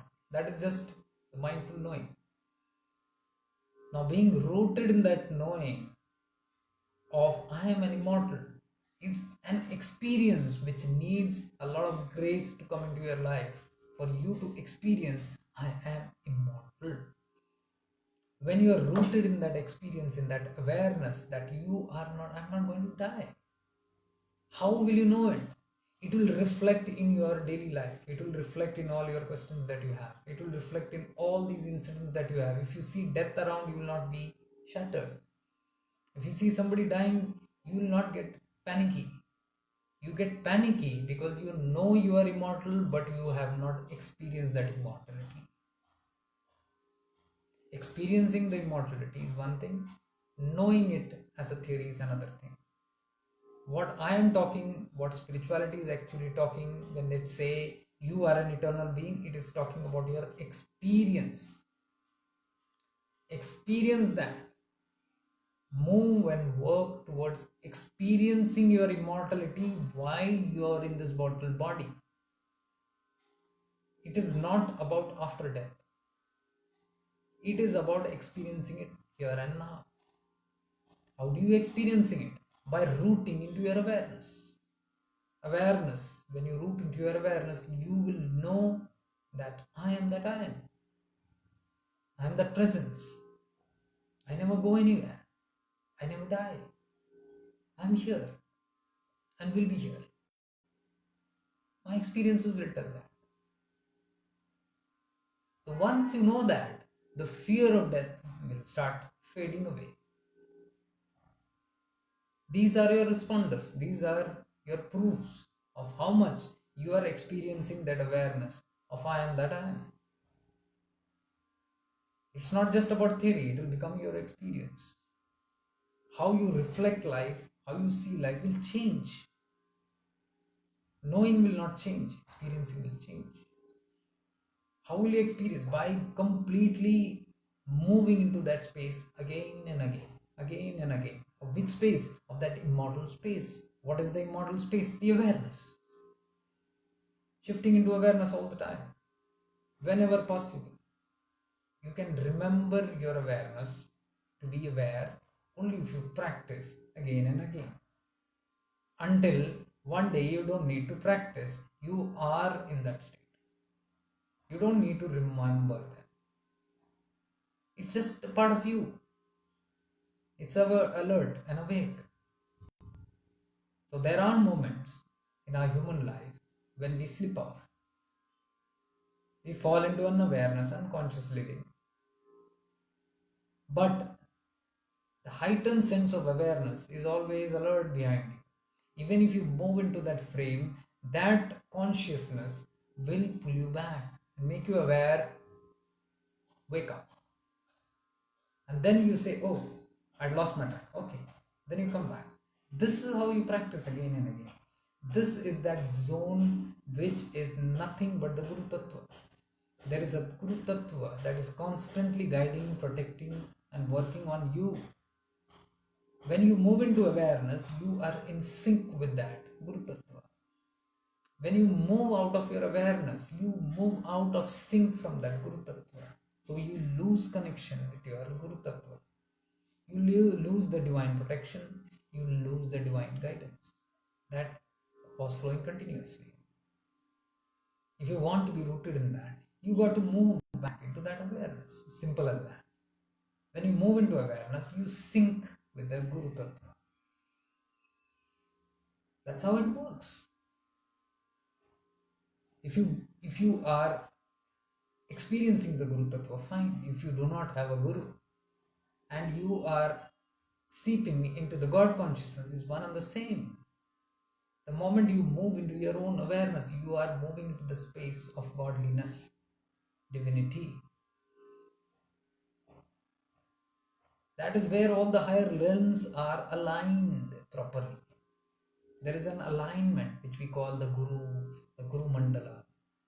And there is alignment of this hierarchy of angels and guides and ascended masters. It's all in alignment. Aligned with the God. That is a certain alignment. And what is the tattva in you that is aligned to all this alignment? It is your awareness. It is already aligned with that. Your higher self is already aligned with that. But the moment your perception shifts from that alignment, your awareness drifts somewhere else, you lose your own contact with your higher self. You are here connected with your higher self and much in peace, divine love and light. You are in that space. You are in a secret space which you call connectedness. When you are lured by the five senses and you get connected somewhere, this is your higher self. This is you. Your awareness. You move around and you start experiencing the world around you. And when you are busy with the world around, you are disconnected from your higher self. Your higher self is already aligned with the higher alignments. Are you getting it? You have a misconnection here. So when you move aside and you are busy in something and you lost yourself somewhere and some awareness tells you, makes you aware, oh, I got to shift into awareness. Immediately you become rooted in your presence, in your own presence. And the moment you do that, you come and merge back with your higher self. And that is when you get the sync. Like right now, if you must be experiencing it. You're in sync. Sync with whom? With your higher self, which is already connected to the alignment, the divine alignment. So it is we only, like a shadow, we move out and we keep on experiencing. We get lost in these things. So here is what I'm talking. This is immortality. This is the immortal space. If you are rooted in this, you are experiencing your immortality, that I am that I am. I don't have death. It is only when you are rooted here that you can say it with confidence or feel it or experience it. If you are disconnected from this, and then if this is somewhere else, this is playing with something and listening to this, then it is more connected to the mind. It is not connected to the higher self. It is connected to the mind, which has all kind of impurities. Are you getting it? So now it is interpreting, oh, this is a greedy model self with all the lower tendencies. So now it is understanding immortality as, wow, eternal life. That means I can play around with lot other nonsense for more years now. So I need to get immortal. So this greedy self, which is not the pure self, runs behind immortality and the wrong ideas of immortality, which is when it gets disillusioned into thinking that even mantras or gods or godly beings or divine beings can bring life into my mortality. Life into what? Why? Oh, because there is a lot of attachment to that body, that person, that being. I'm attached. When I'm attached only, I told you, somebody brought a dead body to the shibir. Why? Because I could see the family people were literally wailing and crying and they were not able to come in terms with the reality. What is the reality? That the soul is immortal, not the body. They were disconnected from this and they were reading The same teachings or Mahamrithyunjay mantra can wake a dead person. Why dead person? Because of my attachment. They are not connected anywhere to the consciousness of God. Neither the person who physically died nor these people were anywhere consciously when thinking about these things. Are you getting how deep it is? They were more with other lower tendencies. So they wanted life to come back. And they were pleading and even blaming. God doesn't listen to us. God has nothing to do. This is your karma. Your karma has finished. Your quota of prarabdha is over. Your role is over. You are going. And who said you have died? You have not died. Your physical body is there. You have not died. Your journey is going. But they will not understand this person has not died because they are not rooted here in the higher self. They are detached from this. So they are playing their own theories. This is a very restless one. Fickle minded. All that you need to understand, if somebody is trying to tell you, no, immortality doesn't mean this. It means about everlasting life, that you are continuing this journey even after you are this prarabdha quota over. You are going somewhere else. So if you are going somewhere else, where is the question of losing? You have lost only your physical attachments to that physical body, not to the soul. You are grieving for the dead body, but never for the soul, because you have not understood there is a soul. You are crying for the soul from the body. If you knew there was a soul, you would have pulled back and said, wow, you have done your job and you have gone. I'm so happy that you're relieved, that you have finished one big quota of yours. My God. Wish you so much good luck in your future journeys. I wish you all the best. Now, I am rooted in the higher self. And what is the higher self? The responsibilities will be higher. When I am not rooted in the responsible self, my responsibilities will become shrinked and it will become selfish. I will want this body for my personal. Why do we grieve a person going? Because we have lost somebody. Why are we sad when we lose somebody in death, in physical death? It is not love, my dear. You are saying it is love because you are detached and telling it is love. It is not. Root back into your real higher self and see that. You will see it is not love. It is your own insecurities that is reflecting in that body. That person's being in that body was useful to your life in some or the other way. In some or the other way. It gave you a sense of satisfaction, sense of peace, or a sense of security. The biggest why people fear death is security. Most, I can say 90+% of the people fear the death of loved ones, not because of love that you're saying from here. Get into this and see, you'll see it is a very selfish love. It is only for your insecurity. What will happen to me if this person goes away, because I was dependent in some or the other way on this person, either as a source of security or a source of satisfaction or whatever. I was getting something out of it. Now that getting has stopped, that is my fear, and that is why I get jittery when somebody talks about fear about the death of loved ones, or when I see death. I see it's very selfish actually. What we call actually as love is very selfish. This, my dear, I'm telling you, you will only catch if you are in awareness. If you are not in awareness, the mind will play different tricks, and that is why it is very difficult to make a person who is disconnected from here even understand the concepts of what you're talking here. That is why I said, be with me while I'm talking here. Means be in your higher self when you listen. You will understand this, because that is where this communication is happening. It is happening at that level, not at this level. If I try to talk to somebody at this level, it is a major distance. There are a lot of chance of misinterpretations. and even reflexes. And chances are we are not understanding bounces also, because the distance is very different. So you cannot talk. That's why I told you.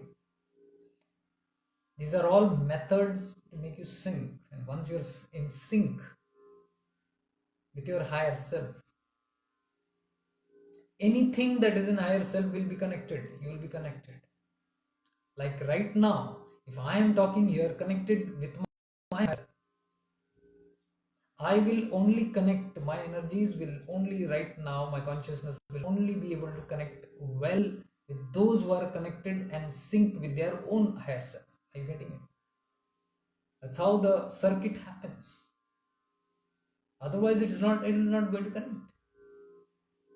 Now, do you understand why it is important to stay in that self? Like, somebody asked me a question about Jeeva Samadhis.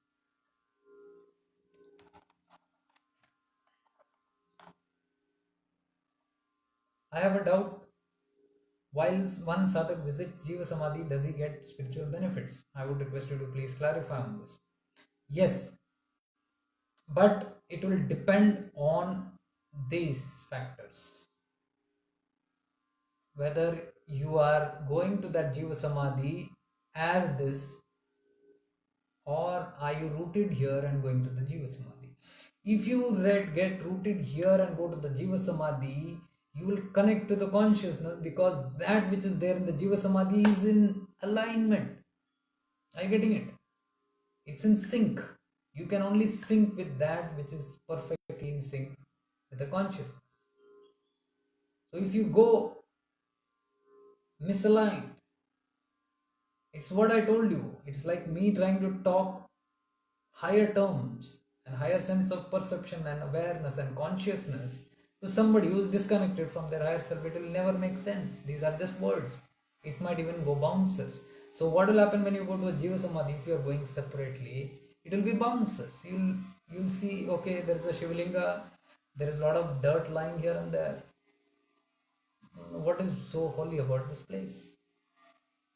Oh, there's a saint down there. Oh, okay.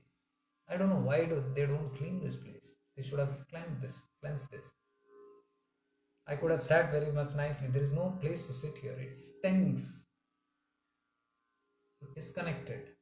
This is connected with the five senses. That is why it stings. The smell, it affects. The sight, dirt, it affects. You are connected here. You're disconnected. How can you connect with the Jiva Samadhi when you are rooted in the false eye? You got to get into your real eye. Because when you go here, there you are beyond the senses. You don't smell, you don't see, you don't hear, nothing. You move into the sixth sense, beyond the fifth sense. Sixth sense and higher senses. And it is not very difficult to connect if you are already rooted in your awareness. The problem is, whenever we go to temples, whenever we go into Tirth Stalas, whenever we go to Jiva Samadhis or any place of sadhana, we go disconnected. This is why I told you many times, I don't travel with anybody that I do not know who it is. I am very particular of whom I travel with. Because if it is somebody who is completely in this state, I will never travel. Because I will not be able to relate to that person in any ways. Neither that person will relate to me or the place we are going to. It is a complete hodgepodge. So this person will be always rooted in doing all the things which is not in alignment with this. So the whole people who are aligned in this and the whole trip which is supposed to be in this can go for a toss, because these will be only distractions around. It's serious. If you're going somewhere with a purpose, it has to be very serious. That is how you connect to Jiva Samadhis. And if you are going more with this kind of people, all who are disconnected, it is group consciousness that you move with. Now, would you want a group that is all aligned beautifully and explosion of energy and connected consciousness, so that when that group just sits down there, everybody is gone into meditation? I've seen that. It happens with groups who are, you just have to drop the mat there and you're sat on it and you're gone. There is no question asked. But I've also traveled with people who are not in that. The thing is, they will go, they will sit, they will put the mat, they will look around, they will scratch here and there, they will wonder what to do, they will ask which sadhana to do, kaun sa sadhana kare bhai, kaun sa mantra bole, or what is this place. They're still not rooted in that. They're in this. It's a monkey mind playing around. What has happened? It has distorted that group consciousness. It will affect the group consciousness. Because everybody there has gone with a purpose. It's a common group. So it matters. It distorts. This is why I mention in many of my life, be very careful about your company that you keep. If you are keeping your company for a higher purpose, then automatically it will be those who are. That is why I say always keep company with people who are synced well in their awareness. Because those who are synced in their awareness are close to God, are close to their Guru, are close to all the higher beings. And you also can be rooted in that. It's a choice that you make. It's a free will choice, after all.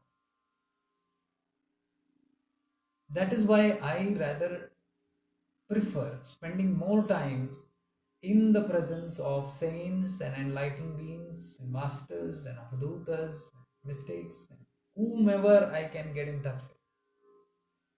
And it's not difficult to get in touch with them. Why? Because you are in sync. If you are in sync, you will attract, you will get easily connected to the consciousness of those who are in sync. If you are here and then you say, Mera connect hi nahi hota, I don't manifest anything, I don't find anybody, or I have this problem, that problem, or you list thousands of excuses, घर पे छोड़ते नहीं है, I don't have freedom, I don't have money, blah blah blah blah blah blah, it will go on. These are all excuses because you are disconnected. If you are here, you cannot create synchronicities that will take you forth into that kind of synchronicities. You have to understand this very clearly. So instead of being here and struggling and struggling and struggling and struggling to do something, all that you need to do is shift into awareness and get into your higher self and be one with it. And practice as much as possible here, because from here you start radiating and vibing with everybody who is in this state. Then you'll see only you're in the presence of such people. You'll find yourself automatically there. It's a law of attraction. It's a law of synchronicity. That's all that you do. Even to create your goals, your dreams and all that, why don't we manifest? We say law of attraction hai, lekin mere se nahi hota. Mere se nahi hota because you are fire here. Even for the law of attraction to work, you got to be rooted in your higher self. Until you want to create something that is negative. If you want to become a criminal, you cannot be here. A criminal doesn't operate from the higher self, from the lowest self. So definitely it depends on what you want to become. If you say I want to become a criminal and then try to do this, it is the opposite. It will not happen. To become a criminal, you got to do things of the lowest. And for the lowest, you have got to be farthest from this. So you go far away from this, you will automatically fall into those kind of categories. You don't have to do efforts. Spontaneously it will happen. Very easily it will happen. And that is why we find ourselves most of the time in places, experiences, situations and environment are vibrating in that space, which is attracting all that kind of people and that kind of experiences, that kind of situations in your life. And the more you are disconnected from this, the more you drift away from awareness, shift into awareness and drift into awareness, from awareness. It all depends on that.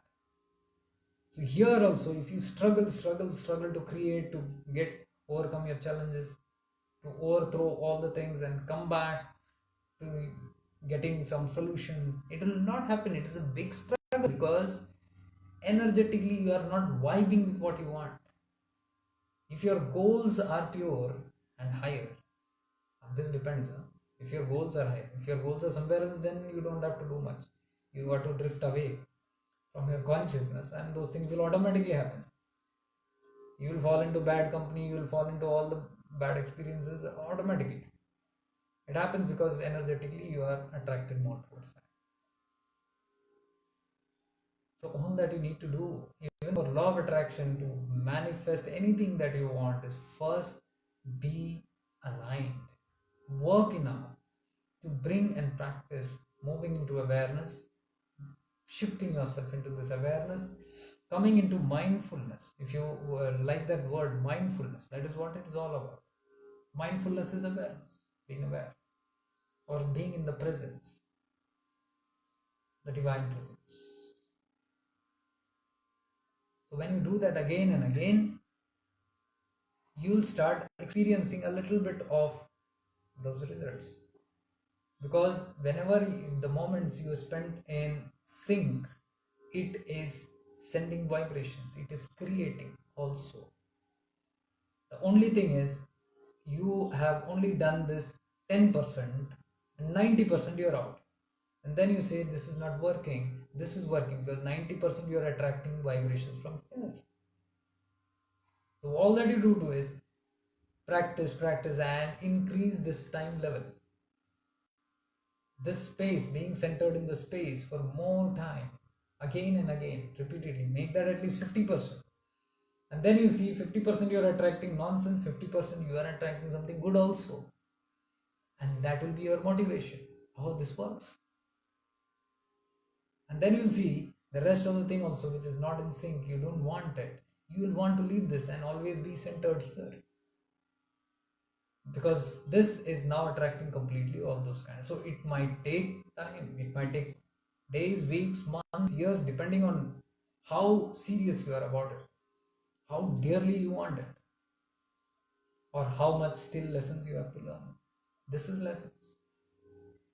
You being separated is not the divine plan. The more far you get, the more lessons you will get. That is why we get all kind of lessons from here. And then finally we don't understand, we get confused and we say, what the hell is life about? That is when a guru enters and tells you, my dear, you have gone very far. You will not understand life from there. Come and experience life from here. And through his divine presence, he will make you experience in this space. He will align you to your higher self. That is what is precisely done in the Guru's presence. And then you feel, oh my God, there is something more powerful and beautiful in this space. I want to experience that again. So he has given you a trailer. Why? Because you learned your lessons. You learned your lesson and said, I don't want this, I want to get back. So somebody came and introduced you and put you back to that track. Then again you lose. Then again you call upon that same Guru and say, please put me back, last time you had put. This is how you constantly run behind the Guru. Please help me, please help me, please help me. Running is not needed. All that he is doing is, you practice to be here, and then you are always connected to me and the divine. That is what the Guru says. You shall be in the divine space. You don't need to call a third party.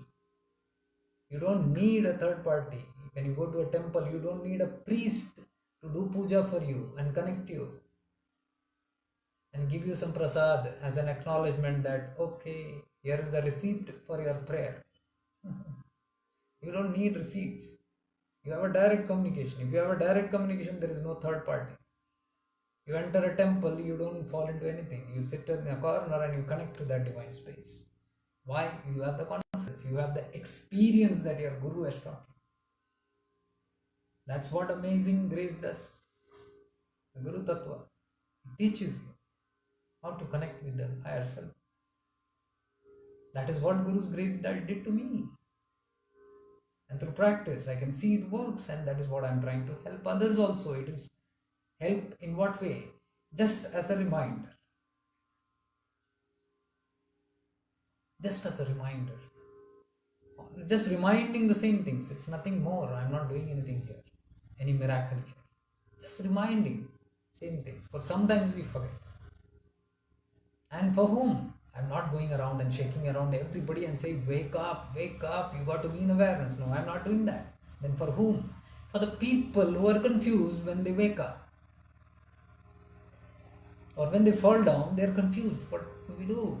And they're looking out here and there. There is a Guru Bandhu here, trying to help.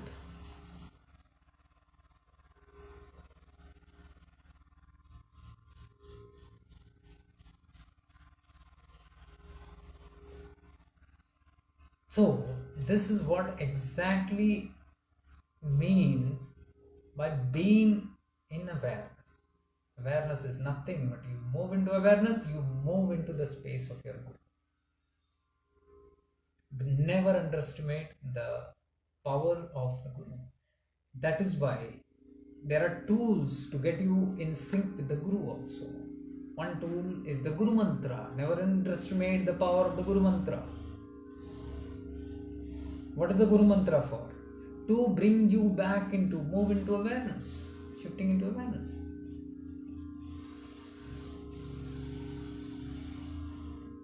It will only shift you into awareness. The Guru Mantra. How the Guru Mantra is to be done? Or do I get up in the morning 4 o'clock and do it? Or do I do it at night time? Or do I do it after lunch? Or do I do it when I get time? What did I say? This is 90%. It has to be. This should be 10%, your worldly. But what we do?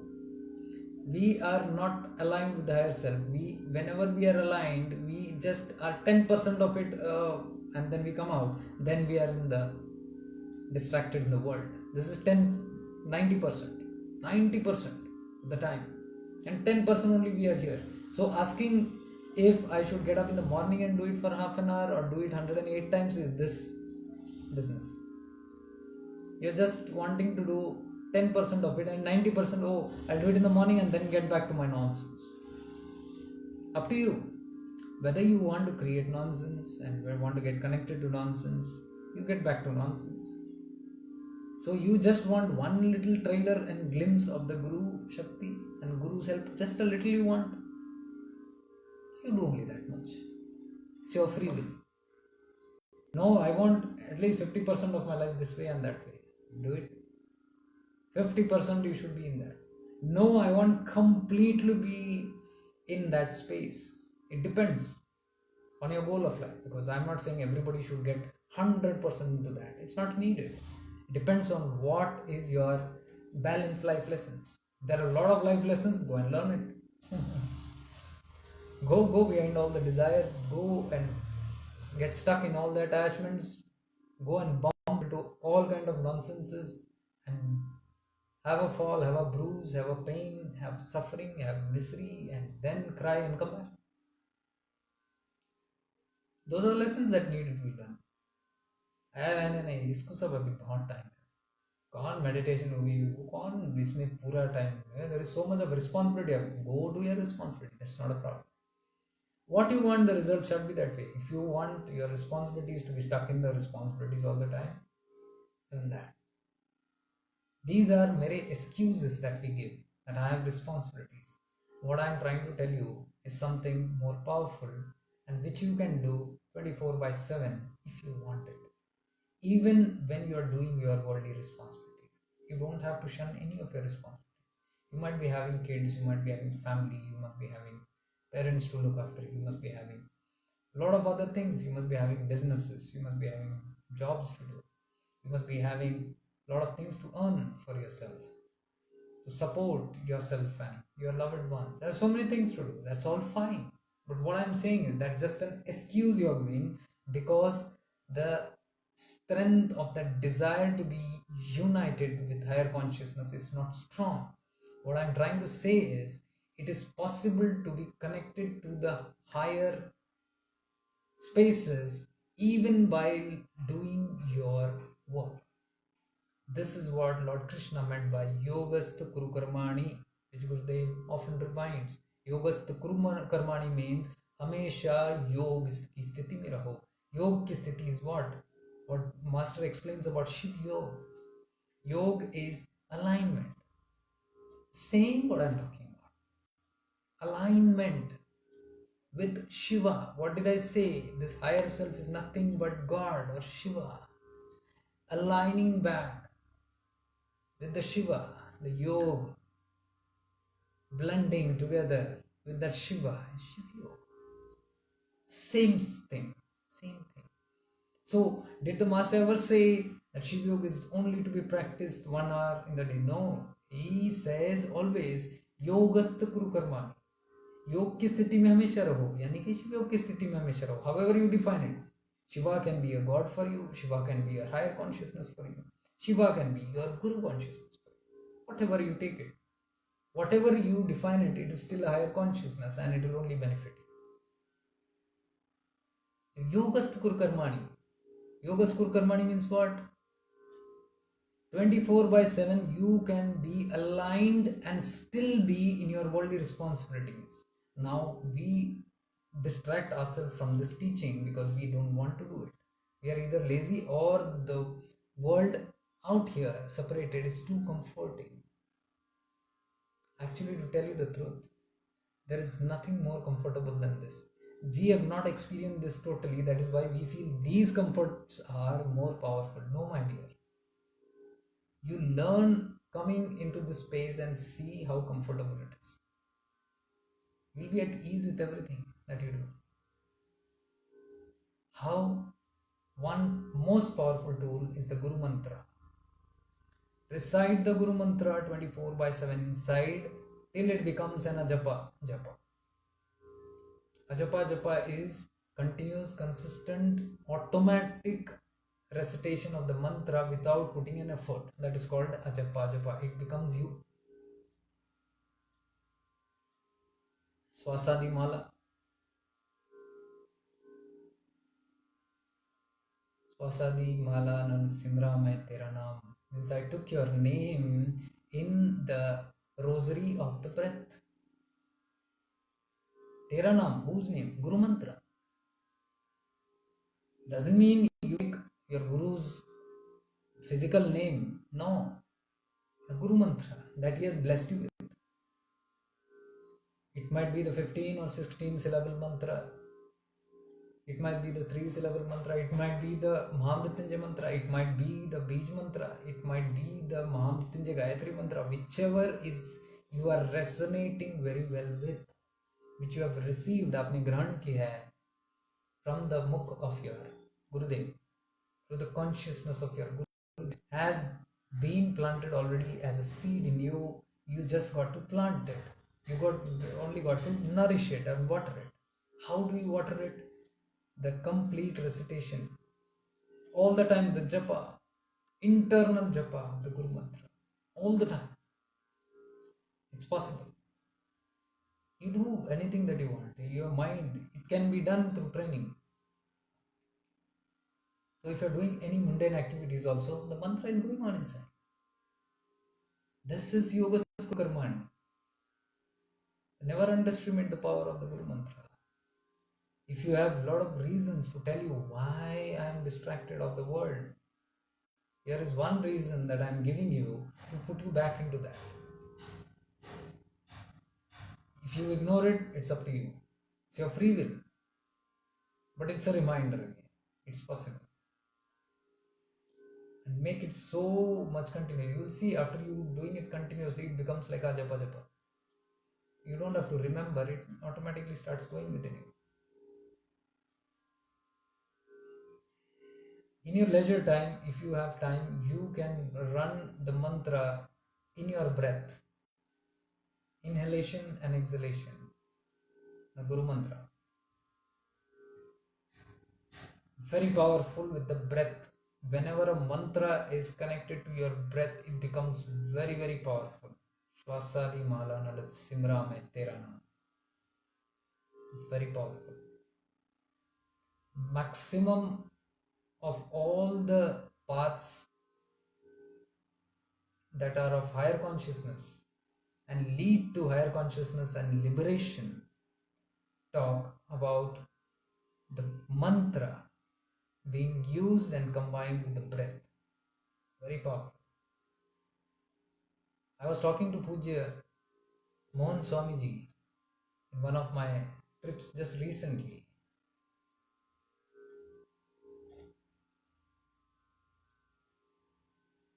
Just hold on, I'm just reading this. If I've missed anybody's. So I see some messages coming here.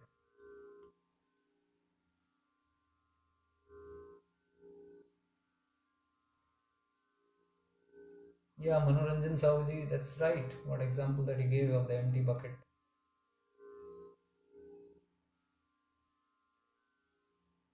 Merry Christmas to everybody who is putting messages in between. Merry Christmas. But I'm telling you, the true Merry Christmas, the merriness will come if you are attached and connected to awareness while we are talking here.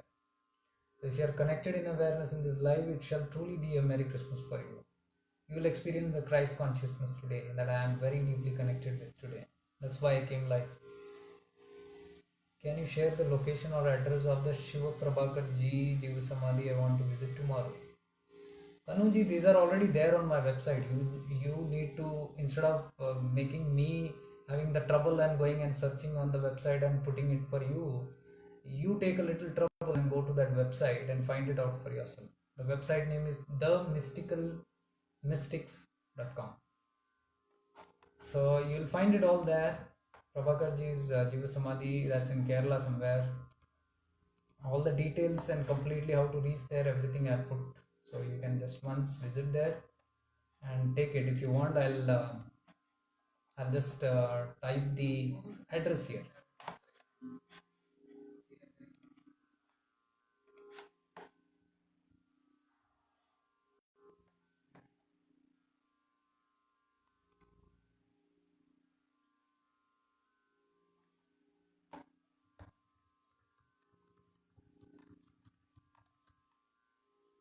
Okay, I've typed the address here. You can definitely visit. Ayush Avasti, if we already know lessons of lower tendencies, can we dodge them beforehand? That's a beautiful question. If you know the tendencies, you're talking about, you are aware that you have got certain lower tendencies and you can fall for it. So you are trying to ask, can we dodge it before it happens? It can, but the only thing is, it cannot happen just by knowing about it. If you are disconnected and you just have the gyan ki, okay, mere paas lower tendencies hai, I'm affected by anger, ego, lust, hatred, jealousy, fear, all these things hai. So I know the knowledge ki I should not get affected. We all know. See, once we enter into spirituality, everybody knows this is correct and this is not correct. We fall into the brackets of do's and don'ts. Even in religion, we know ye papa, ye punya hai. Everybody knows. And we also know we should not do it. But I'm telling you, if you are only the knower, that means distracted, and you know you have gyan, it will not help you, because when the time comes, the emotions will flood you. Like if you are an angry person, you say, I should not get angry. So you are asking beforehand, should I know about it? You know that you should not get angry, but when the anger comes, you will not be able to control. You will forget everything and you will do everything in anger. After the anger settles, maybe during the anger or after the episode, when it settles, you'll say, oh, I shouldn't have done it. Then you go into guilt, saying, I shouldn't have done it, and why did I do it?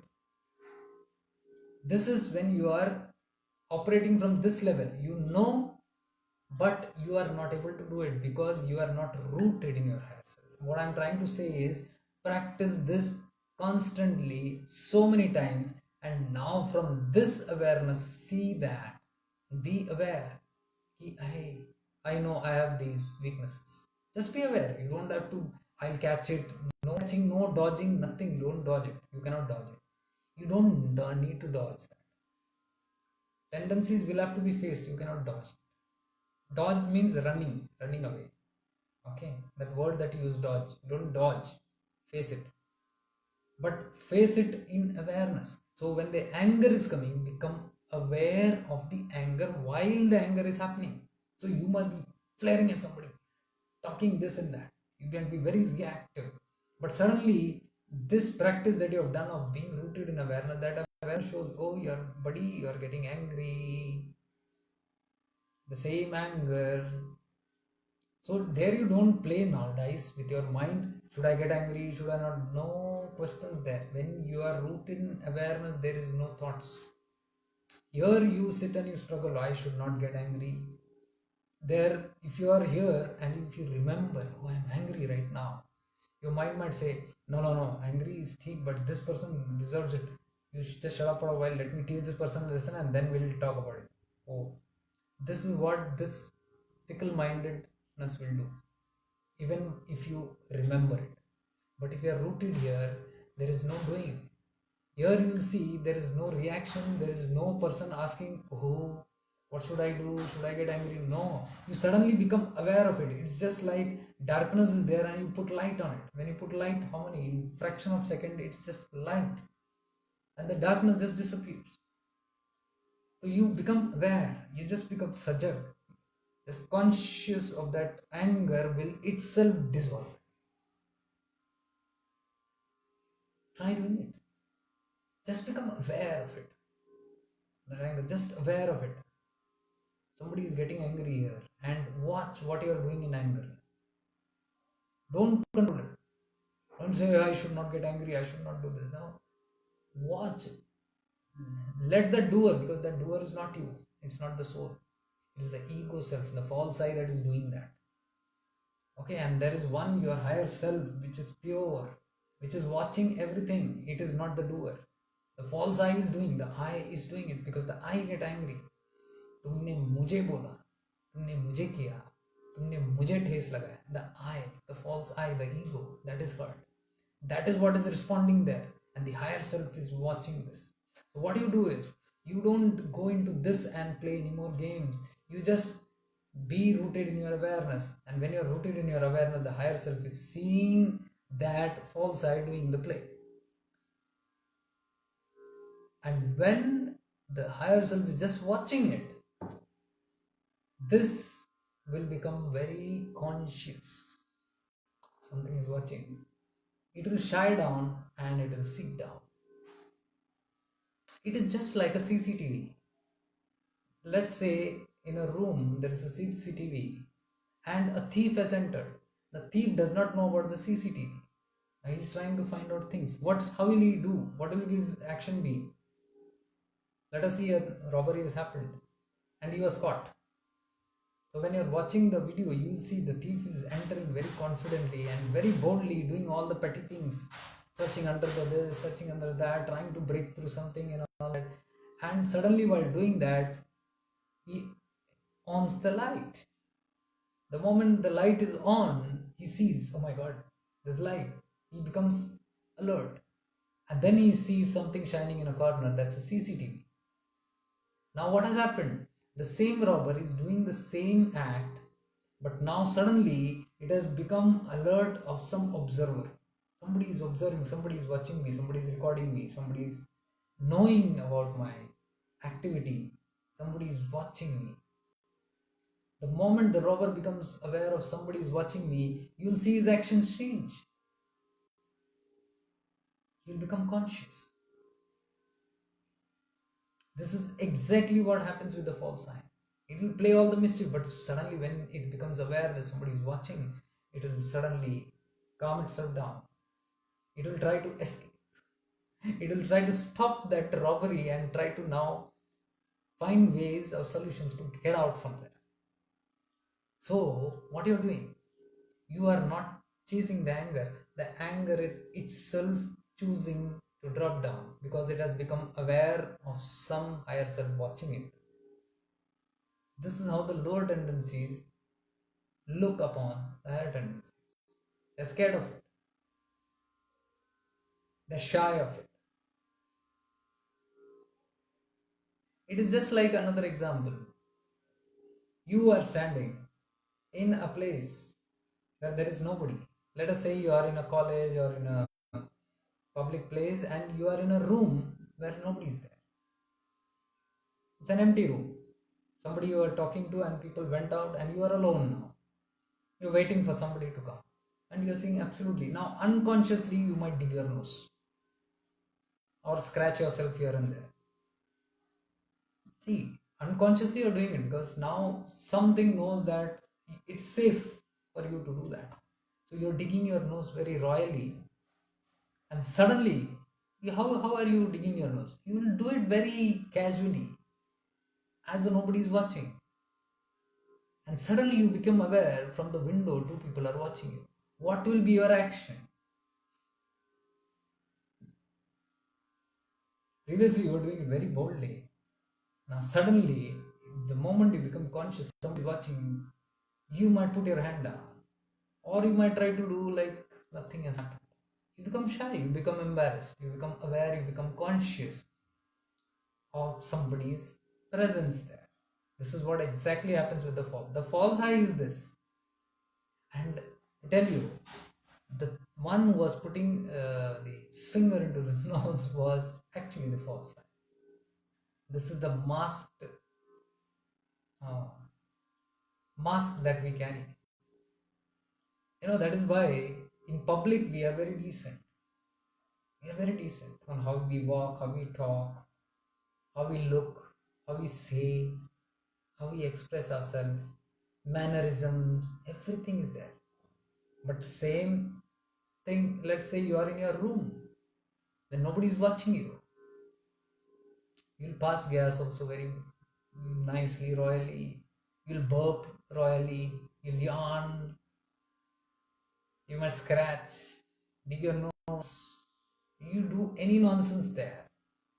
Itch yourself anywhere. But you're doing it in complete ease and comfort because that's the real you. Without any mask. There is no mask. The real you.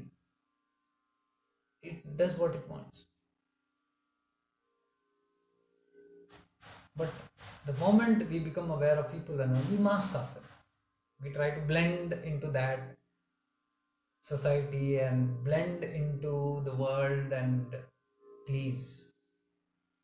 So these are examples to show you what you just asked. If you know the lessons of the lower tendencies, there are lessons you know, but just knowing will not help. You have to experience yourself in that place. So experience it from there again and again, again and again. Do it and see. We are not just sitting here to talk and talk. You do it and see. I do it because when it works only I can say it works. Okay, but it might take a little practice.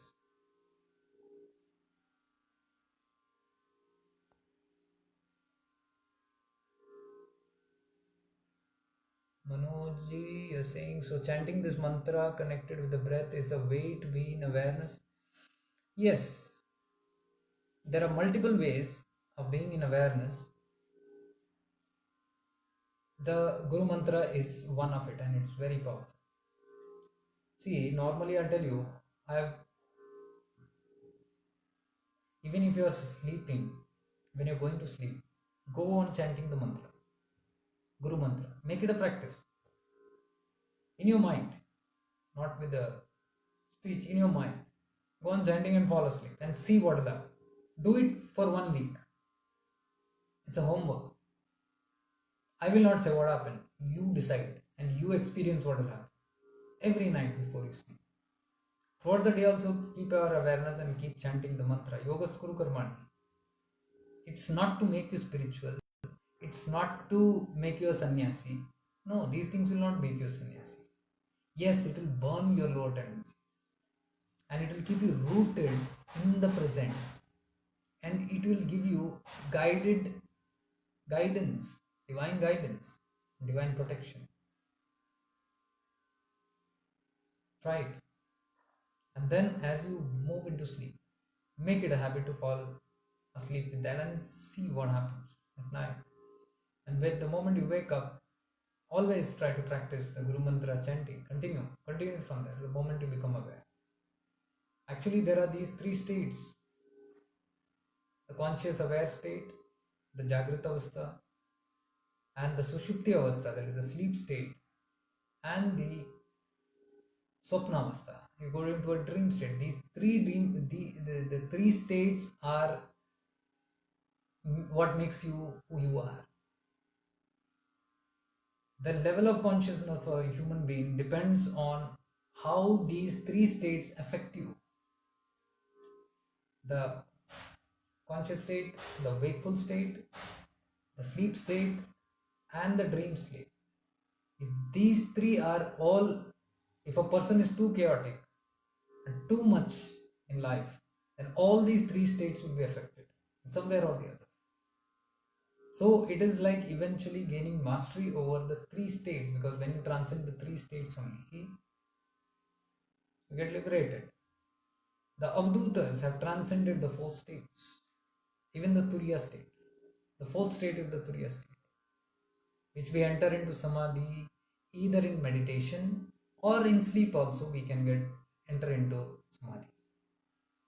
Practicing the Guru Mantra while you sleep takes you beyond these states, limited states. It enters into other zones, other states of consciousness. Right. So these, what I'm telling you is, I don't want to tell you what exactly happened, because what if I tell you what happens, that is my experience. That is none of your experience, and that will not matter. So you experience it yourself by these practices and see. And please come back and comment and let me know. Share your views on what happens. Do it just for a week and see. Just doing this only night from past 2 to 3 days with Mahamrithyunjay Gayatri Mantra. Exactly.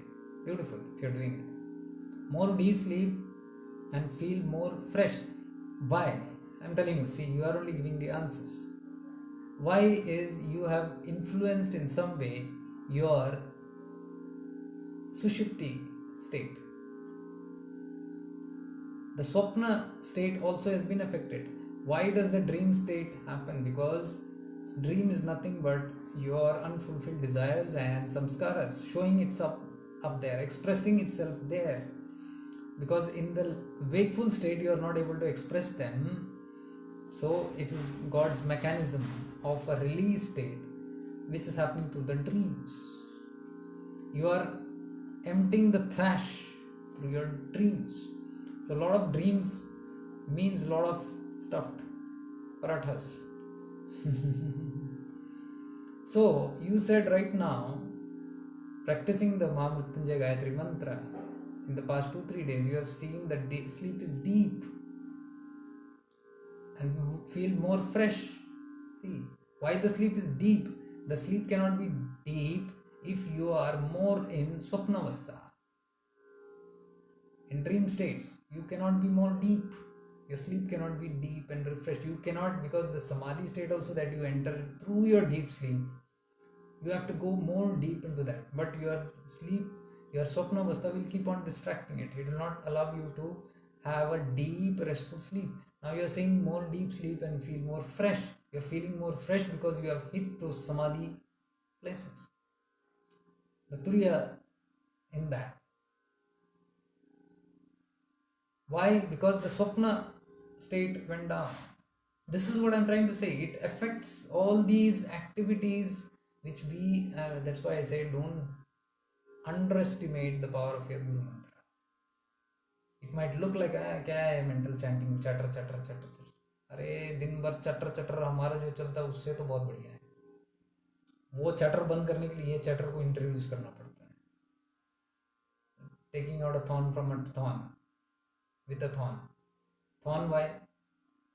Chatter is sound. Mantra also is sound. Through the sound you influence the other sound. These are all techniques given by the ancient rishis. Very, very wisely devised. So it helps. So it influences. And it releases a lot of psychic impressions. It works on the psychic impressions. It uproots a lot of unwanted impressions. And it will make you establish more in the state of awareness.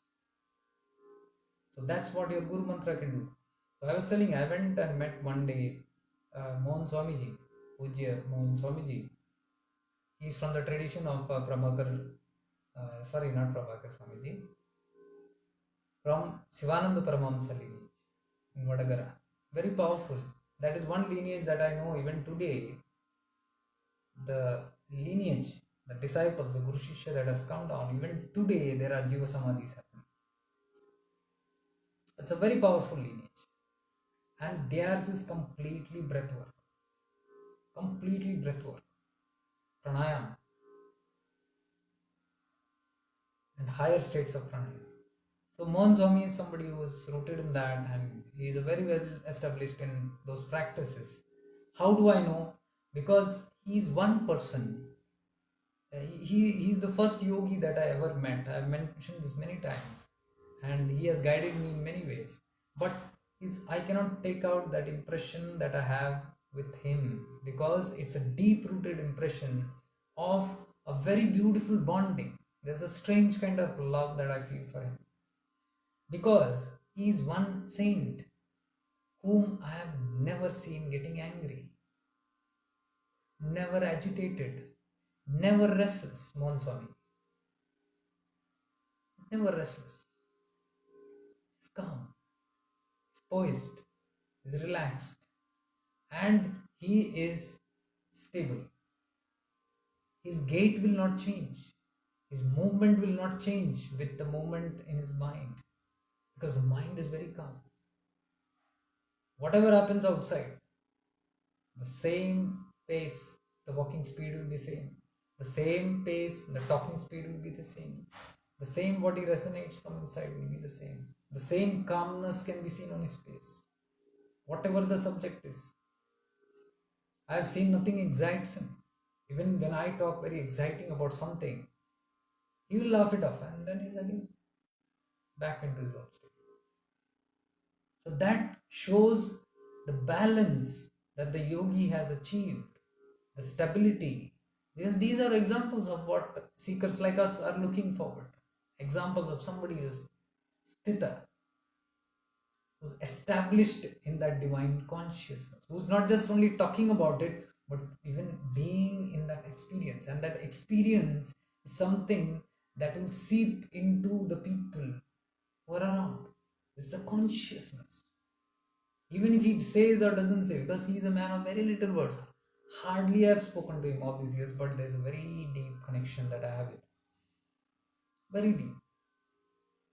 It's like we know each other since lifetimes. It's that kind of a bond. So he's from that parampara. And there are already 3 Jeeva Samadhis there. Of his people, of his lineage only. Matananji Swamiji, who is there, Avdut Matananji, his Jeeva Samadhi is there.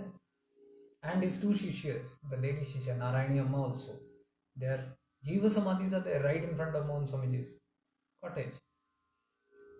So whenever I go to this place, beautiful place called Sogal, I go and meet Swamiji. Last time I had gone with my friend Sivdas Bhai. We both sat and we just got mesmerized in a talk, because these are the topics we don't speak normally. And that day I was just aware of this topic of Jeeva Samadhis, because who else better than asking a person like Om Swamiji, who has been in that lineage where there are maximum numbers of Jeeva Samadhis. And even today it's happening. So in the Vadagara ashram in Kerala, their lineage is very limited. It's not open to all. They are sannyasis and grahast both mix. It's a different module Sivanand Paramahamsa had made, because he knew that as a sannyas also you might have some certain kind of cravings and desires, ichha, for the opposite sex. So it was combined with the grahastha and the sannyasa. No attachment after a certain amount of period of time with the husband and wife and all that stuff. No attachment to even children, because the children that are produced in the ashram there are given back to the ashram after a certain amount of time once they are grown up enough to handle themselves, and they have independent lives again. So there is no attachment to that. It's a different system which we may not understand, but it has worked through generations. And in the ashramas, there are many samadhis of the people who pass away. They take samadhi, they fulfill their lives there, they work for the organization, they are in their sadhana, deep rooted in their sadhana, and they pass their life through that. Some who prefer to leave the ashrama and go, it's also allowed. They can go, but they cannot again come back and join, and because they have certain rules. But you can certainly be still connected to the ashram. Mohan Swami is one such person. Many years back, he left independently, but he still visits the ashrama, stays there for 2-3 days, and comes back. He was trained there.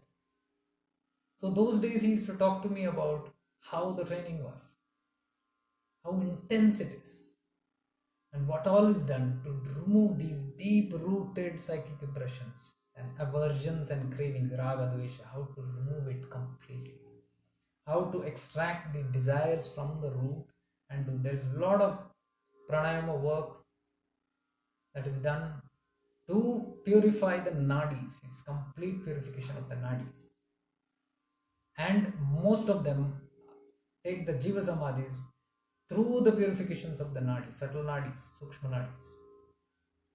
So there are various techniques that they have to work on that. And a lot of dedication and commitment is needed. It's not everybody's cup of tea, because only the mumukshus can definitely go there. Those who are intense seeking for liberation can get into all such kind of systems. So that day we were sitting and talking to him, and in my awareness came this question of Jeeva Samadhis, whom better to ask. So I asked him, and he very casually spoke, because otherwise he wouldn't speak. But that day my friend was there, and probably he was eligible enough to know that. So that is why Mohan Swamiji spoke, otherwise he doesn't speak that way. So that day he spoke a lot, and I just asked him very politely, can I just record this for my convenience? He said it's okay. And so what I did was I just on my mobile and kept it on my lap, the video on, just I wanted to catch the words, but I had no sound recorder that time, so I had the video. Unfortunately he was in the frame, and bits and pieces I could catch. So it's like a conversation. He's talking and I'm answering, and he's asking me questions, I'm telling him, I'm asking questions, he's asking, and all these things, and he's revealing a lot through that. So I have kept that video. It's all in Kannada, so I wanted to translate that. It will take some more time. But he was beautifully explaining. I have never heard this from him. He is not a Jnani Purush. He will never give Gyan to anybody who comes there. He will come, he will serve, he will talk, whatever has to be talked, he will do, and then he will say bye and finish. He never gives pravachans. No Gyan, no talks, no unwanted interference into anybody's life. No idhar ki udhar baate, udhar ka idhar baate, no discussions about anybody's life. He will never talk to me about anybody else's, neither he will talk to anybody else about me. He prefers that kind of thing. So that admiration and that respect and that awe was too much for him, always. How does he do it? And when you look at that, you feel like, I need to have that kind of state, that state of awareness. So I ended talking with him and conversing with him, and the recordings are there. So briefly, while he was talking about the 3 states of consciousness. And this, what I just now told you about these 3 states, was directly from him. How all these tendencies affects all throughout our day, the 3 states.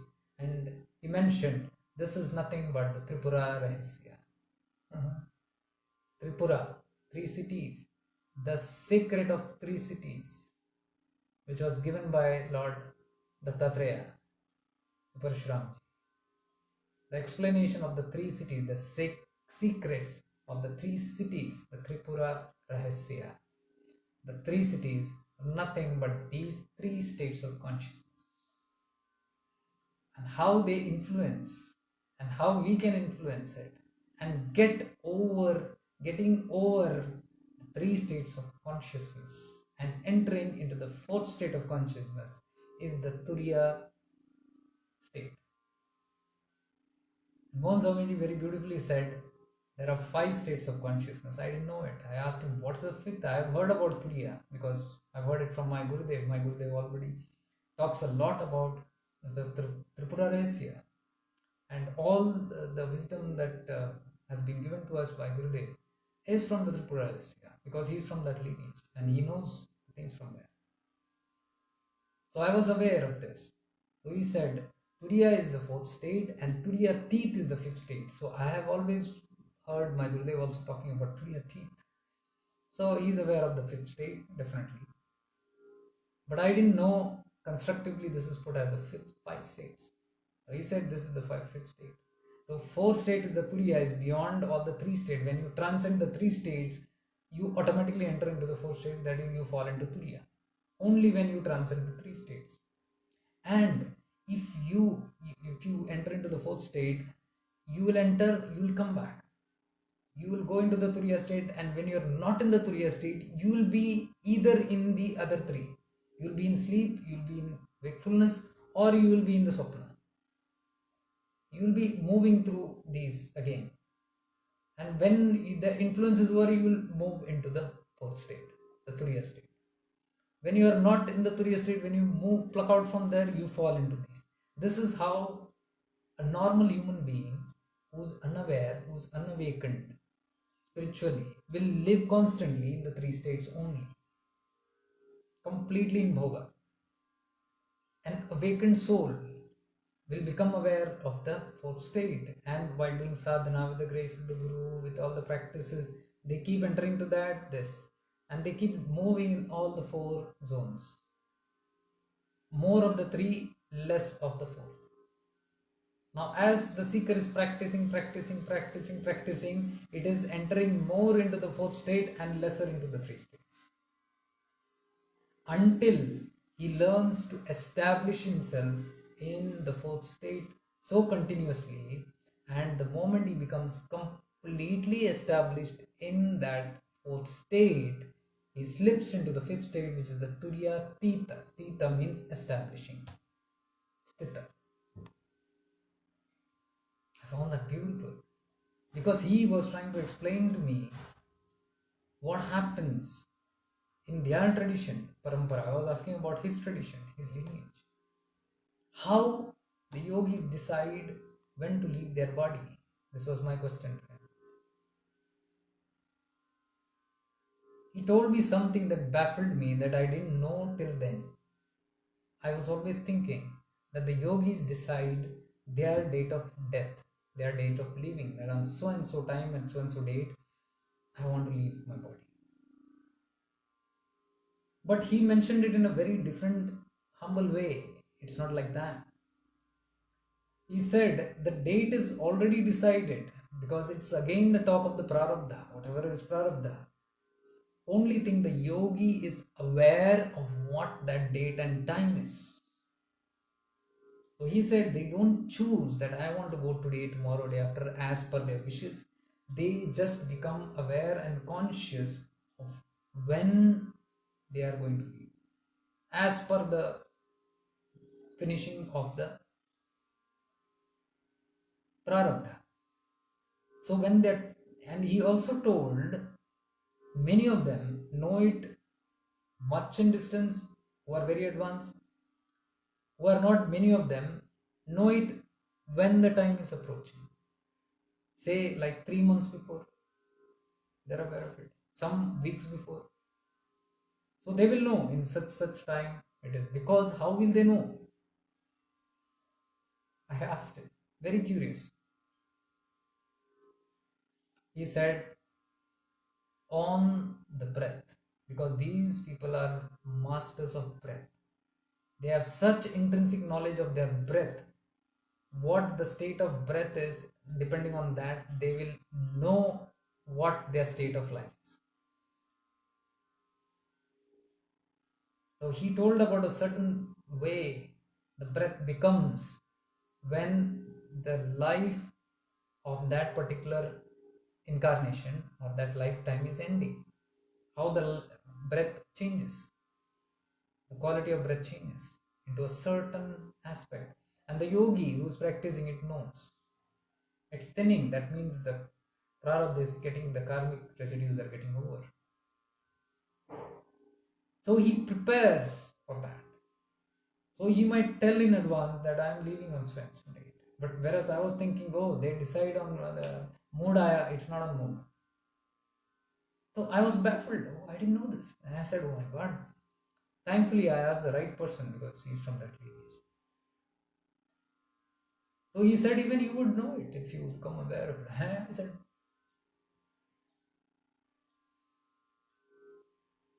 that's awareness.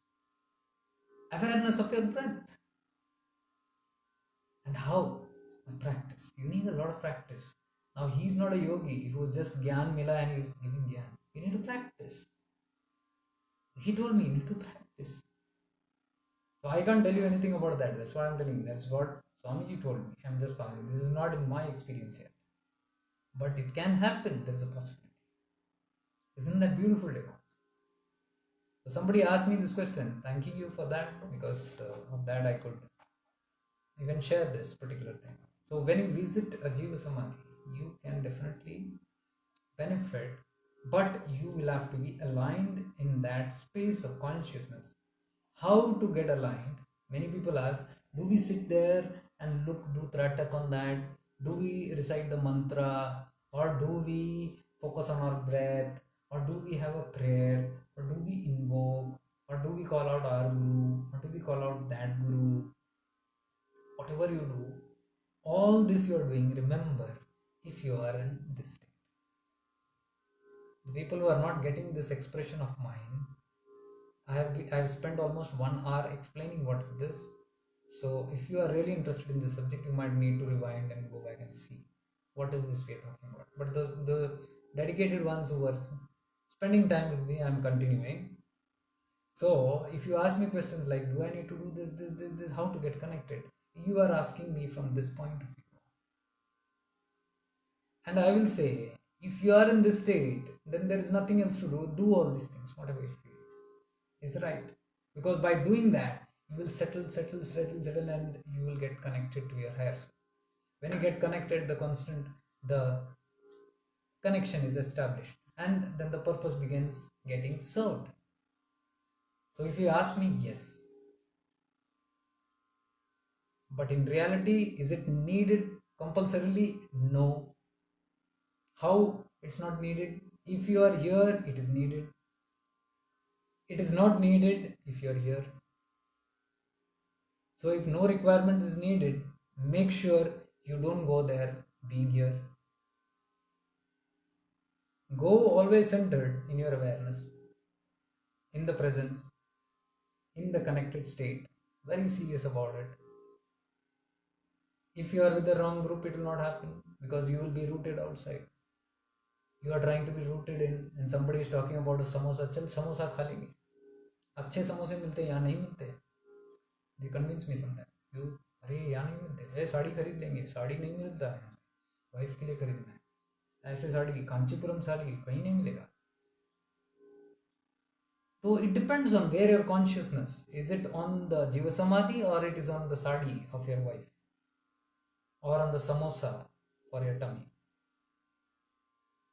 So if it is on the samosa and the sadi, you are definitely here. You will need all kind of rituals and customs to get you back into this. So, तुम चाहते क्या हो? If Jeeva Samadhi sadhana, connecting to the consciousness and doing tapa is your priority, you will go well prepared there in this state. I'm telling you, there are many incidences where we have tracked Jeeva Samadhis without GPS. In those days, we did not have GPS. We have tracked Jeeva Samadhis, believe it or not, because of this state. Because there are times when we were in this state and we used to search, hunt, ye kahan hai, address kidhar hai, and people don't know, because Jeeva Samadhis are not very famous things. Especially if that Siddha or that Avadhuta is not very famous. People will not know. If he has done a lot of chamatkars, then people will know. If he has been a silent person just sitting in pure awareness and gone that way, he is not a very famous person. So it will depend. So to search these Jeeva Samadhis, you can ask my friends how we did it. In Pondicherry, we were searching for some Jeeva Samadhis. Believe it or not, we asked everybody. In the bus we were going from Pondicherry to a village called Villanur. And in Villanur, these 3-4 Jeeva Samadhis we had to cover. It is there in our list, we found it on the internet, and in the bus, when we reached Villanur, we are asking the bus conductor, where are these Samadhis? Do you know which stop do we need to? He said, no, I don't know. You won't believe, in the bus, the conductor was so merciful looking at our helpless faces that he literally asked everybody around, hey, do you know this Jeeva Samadhi? Do you know this? Poor thing.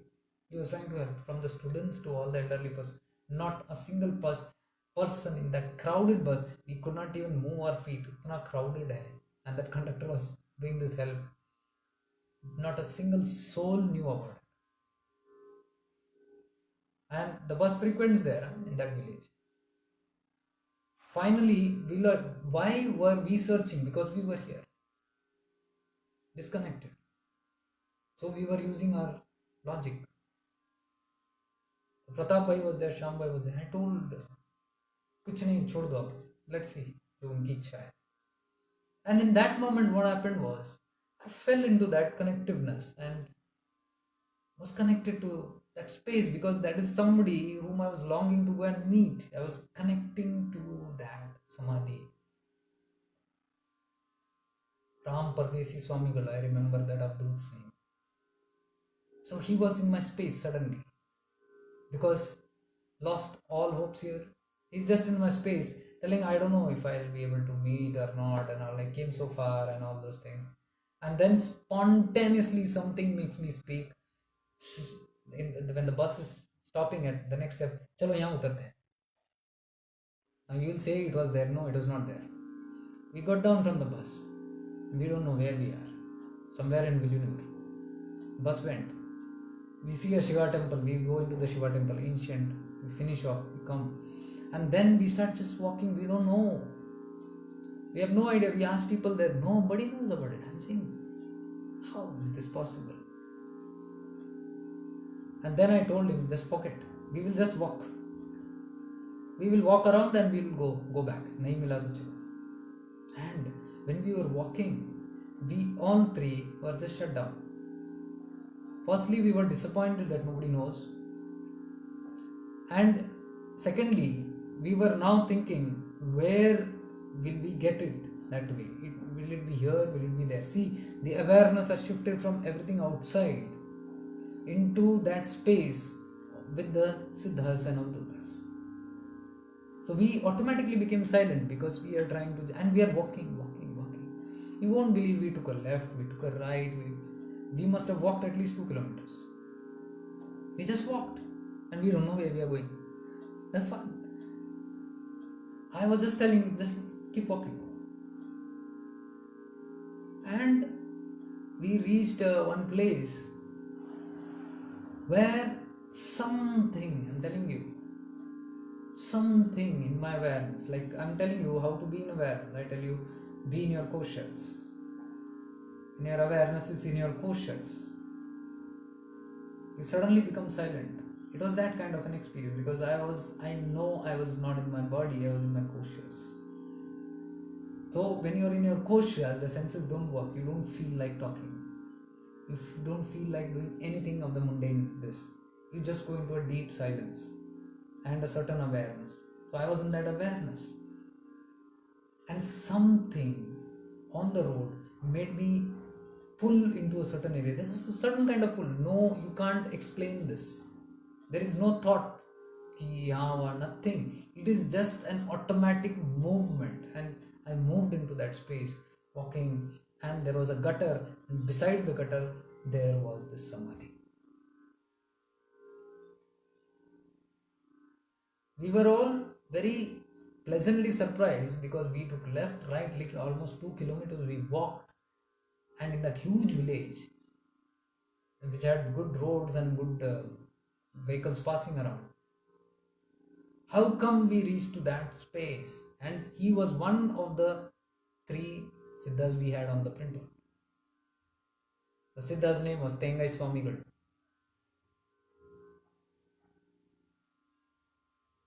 So, pleasantly shocked, he sat down there. And it was a dirty place and all those things, no place to sit also, and he didn't bother. And there was a curtain port and nobody was there around the Samadhi, not very.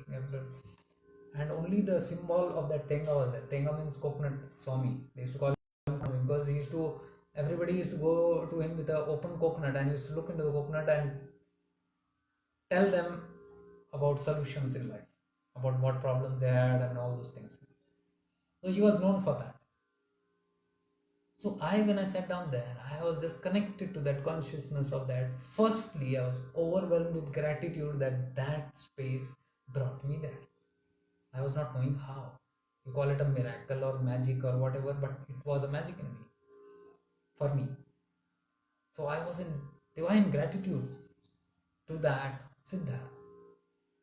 Thank you for bringing me to your space. And this is what we set out, all these miles we came here to Pondicherry, and from there to this village, and here you called us without any issues.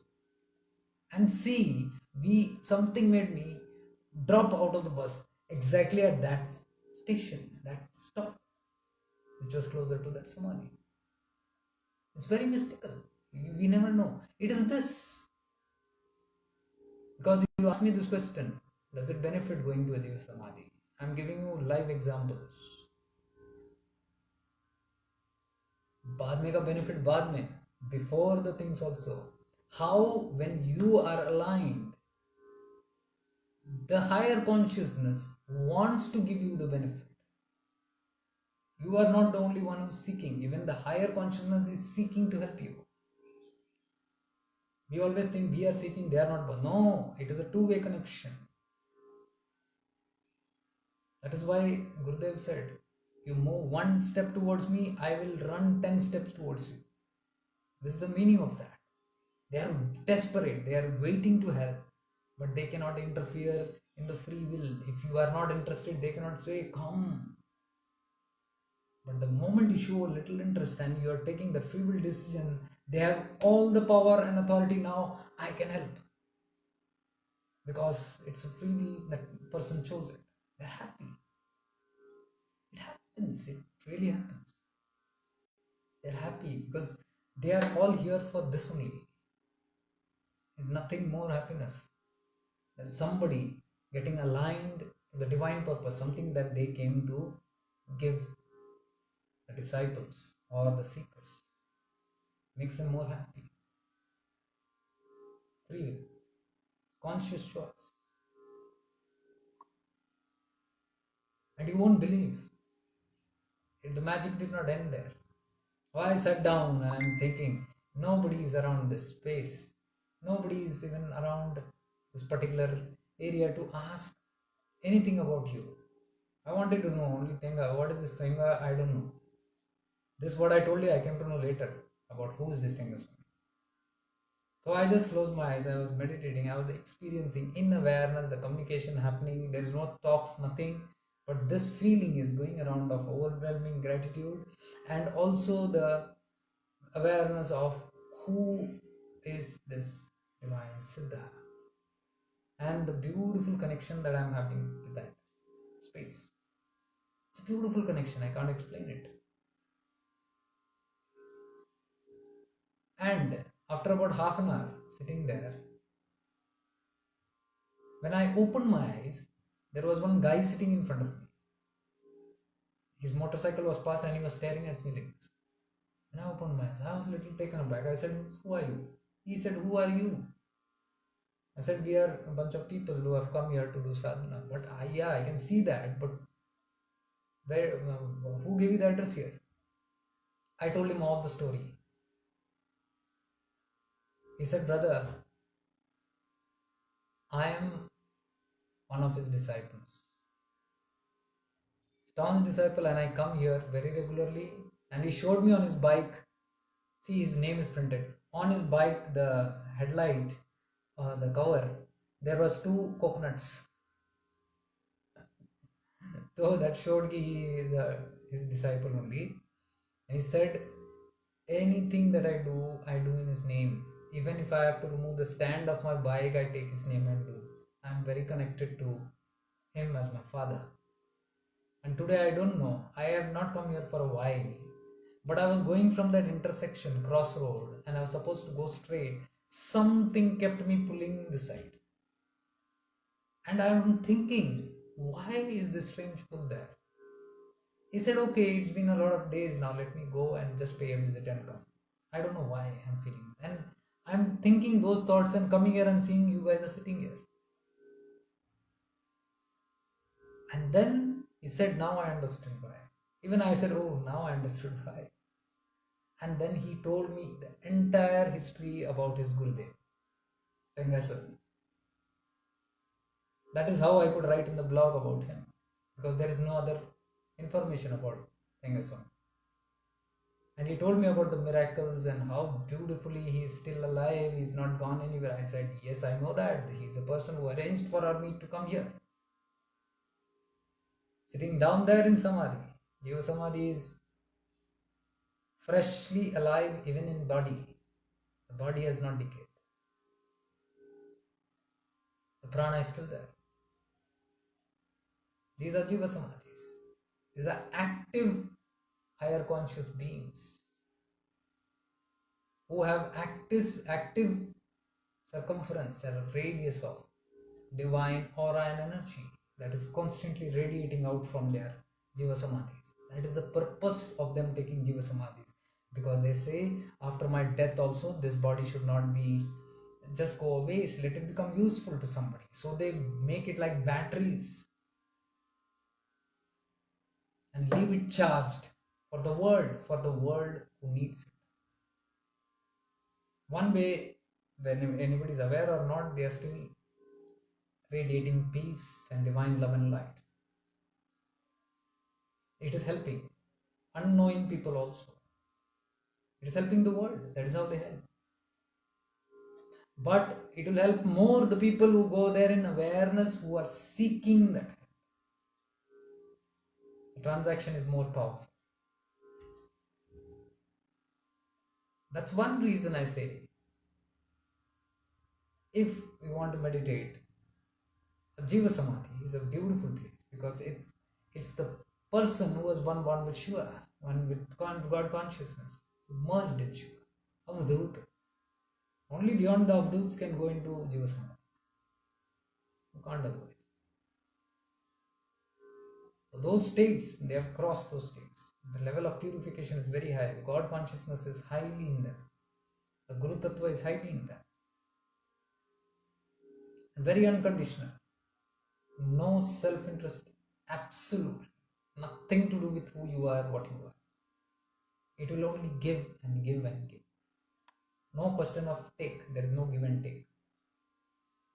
They are complete. They don't need to take anything. That is why Jeeva Samadhis are the safest.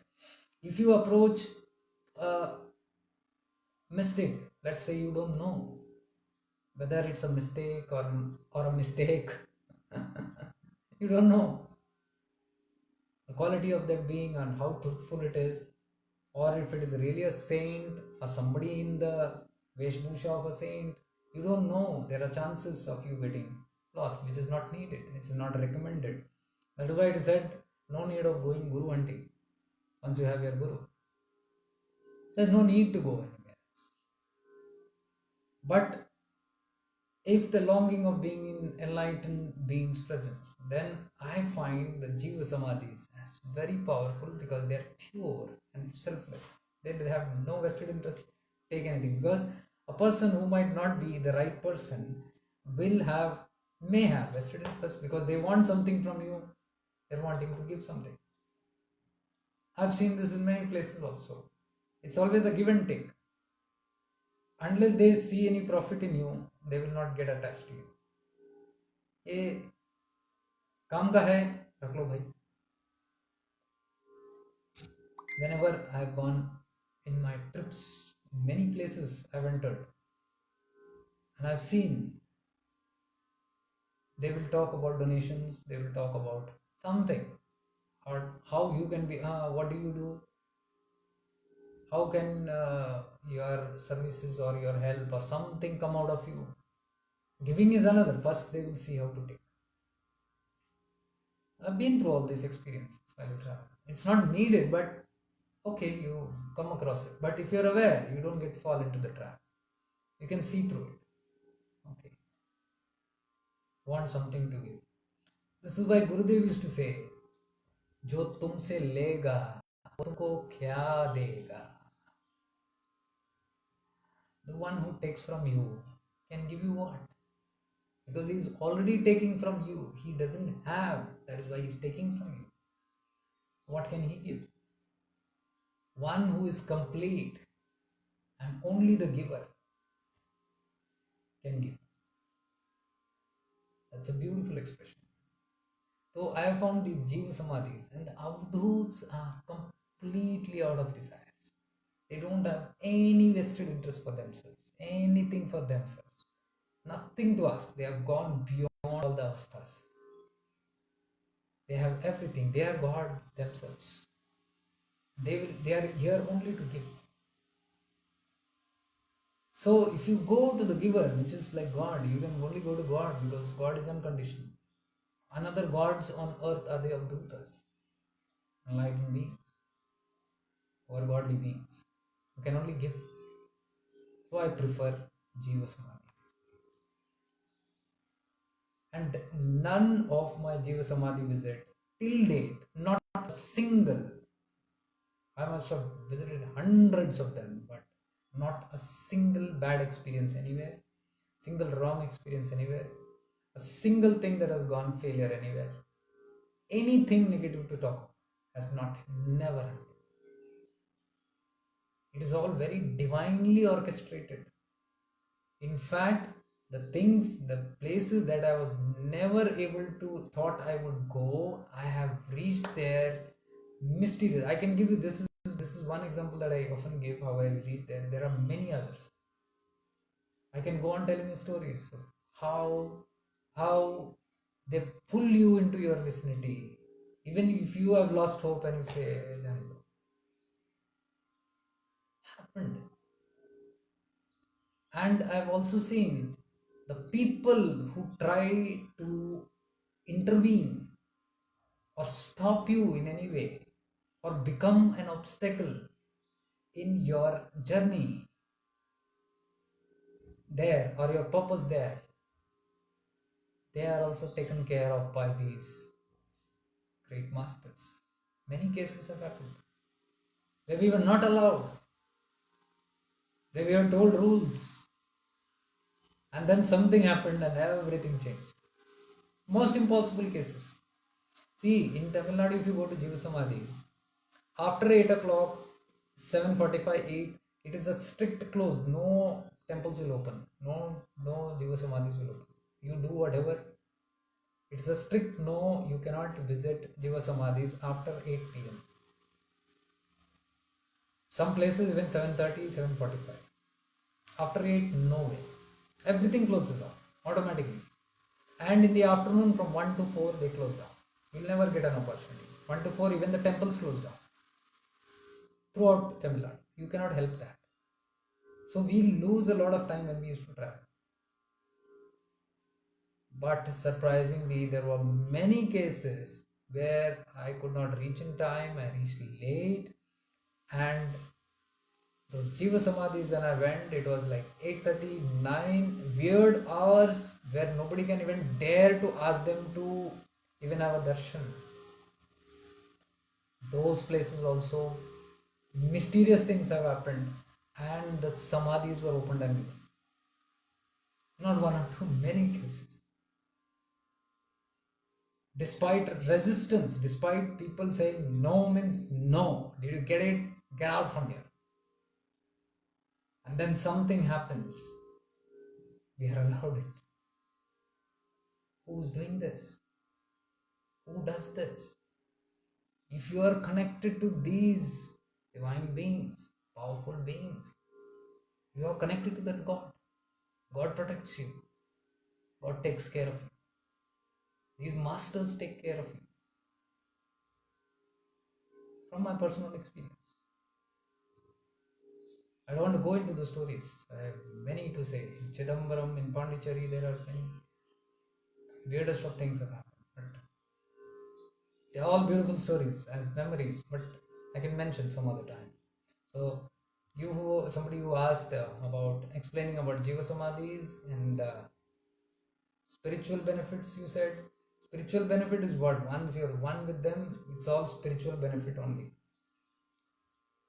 Everything is spiritual because these avdutas are not very happy about giving you worldly benefits. When in their body also they give, but they give not in extreme satisfaction. They don't give in very much happiness. They give okay because they cannot refuse, or they say perhaps, chalo, you fulfill this and you get over it. That's why they do it. But the real happiness that they have, real joy is when you go with the spiritual seeking. And could you ask this question? What does he get a spiritual benefit? Yes, my dear, if your intention is purely spiritual, you will get that very easily and very quickly and very fast than worldly desires. Worldly desires can get a little complicated, delayed, and all that because in your highest good it might not really be.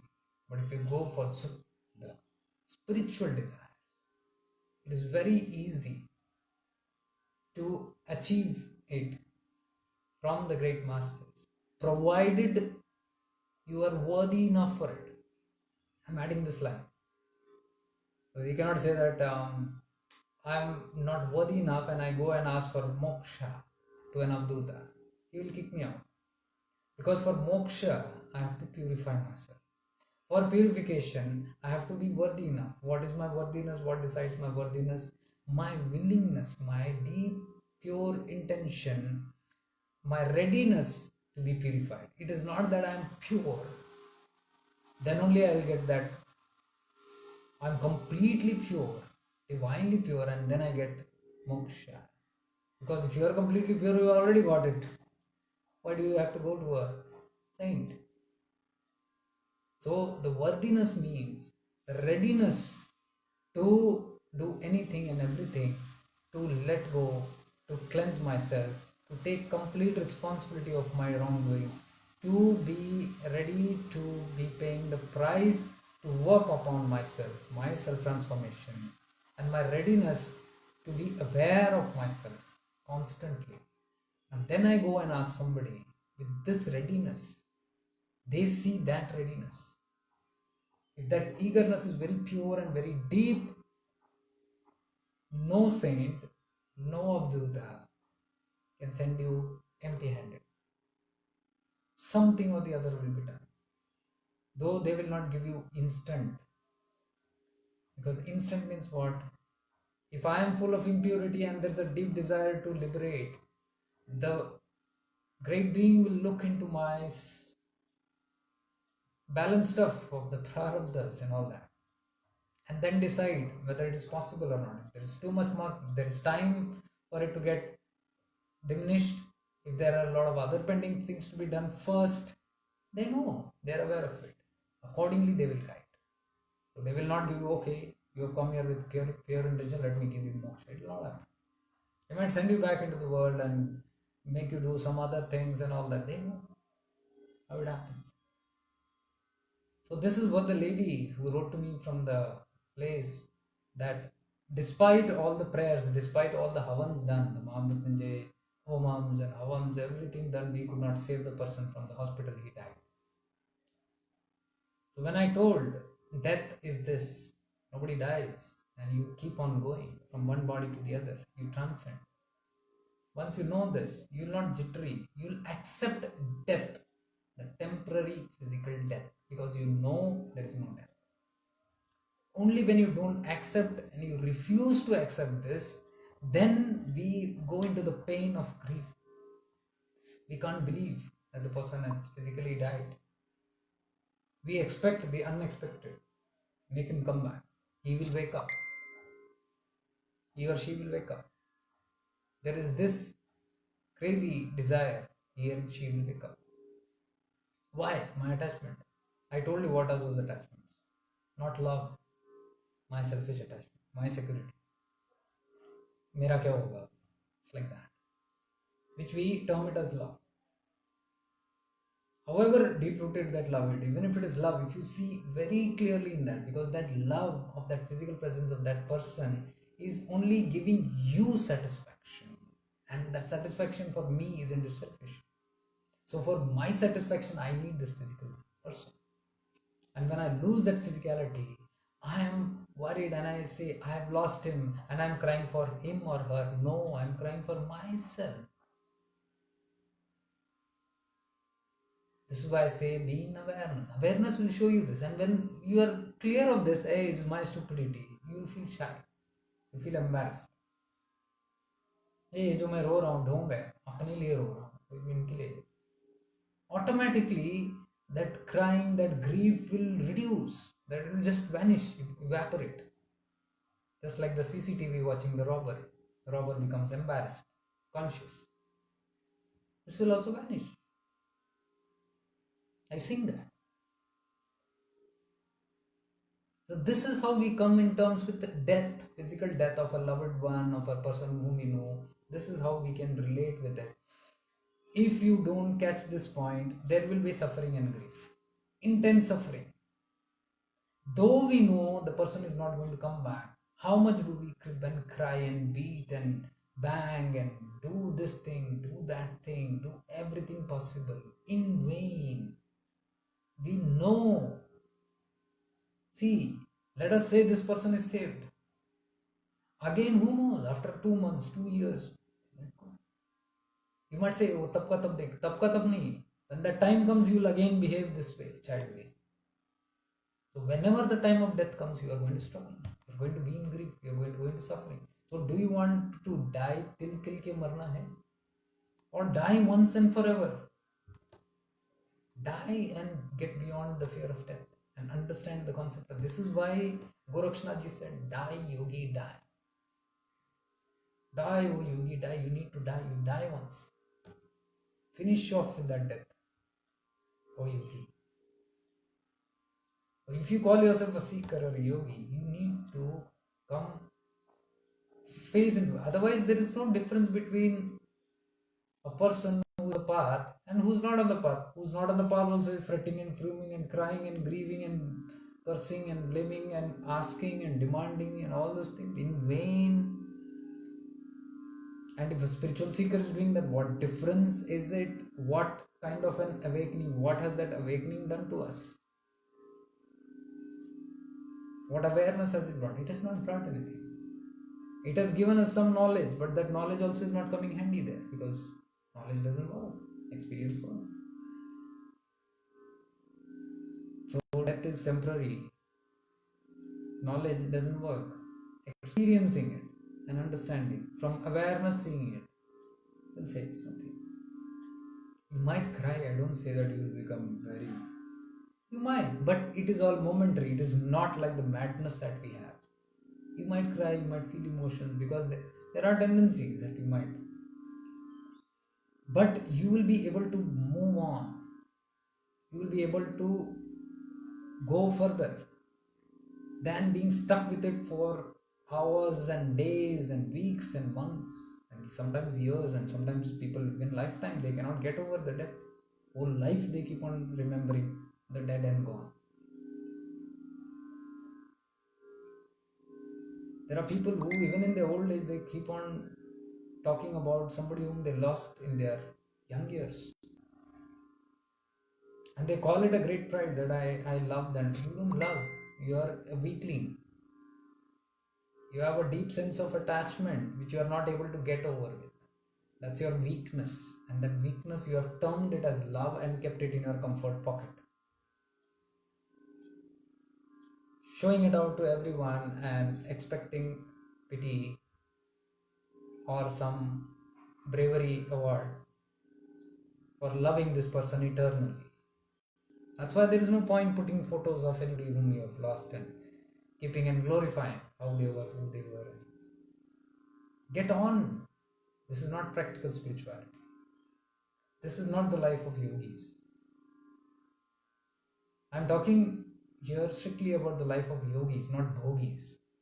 Bhogis will not understand this. Bhogis want results. They will take the dead body to an avadut and say, make him alive. They will demand it. There are so many cases.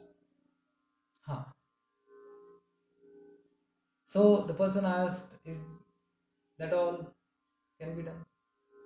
I said, there are certain cases where people can interfere. People means all the enlightened beings. They have dutas. They can interfere if they want. Sometimes there are cases, we have heard stories where people have revived a person from death. Or Gurudev once told me about a few stories of his life where he saw dead people being raised up. One was his own family member, which was from his guru, Jagannath Exhort Swamiji. He blessed in front of Babaji that person and revived that person from death. That is fine, that everybody knows. But there are other incidences where Gurudev was shown this. Once a snake had bit a person and that person fell down and died. And the family was crying, his wife was crying, and the small child was there, and the wife was wailing like anything because he was the life member, bread earner. And she was very heartfully crying. And Gurudev was there at that time. A snake had bit him, and there was all things, and he had passed away. Suddenly, a mystic, a yogi came from somewhere and asked, why are you crying? He said, he's dead. He says he touched him or did something to him and asked him to get up.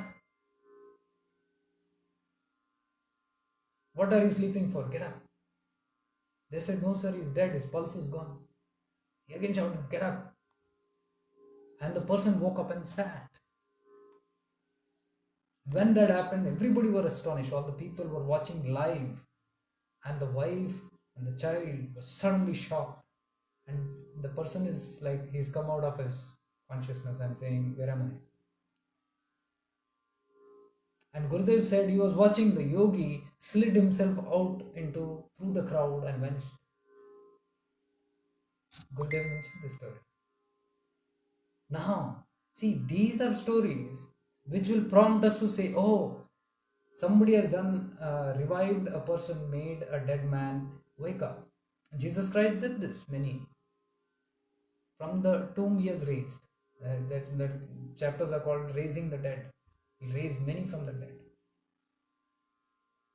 There are many incidents where Bhagavan Nityananda has done that. There are many incidents where Gurudev has done it.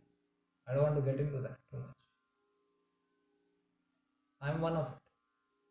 That's why I am eternally grateful to my master.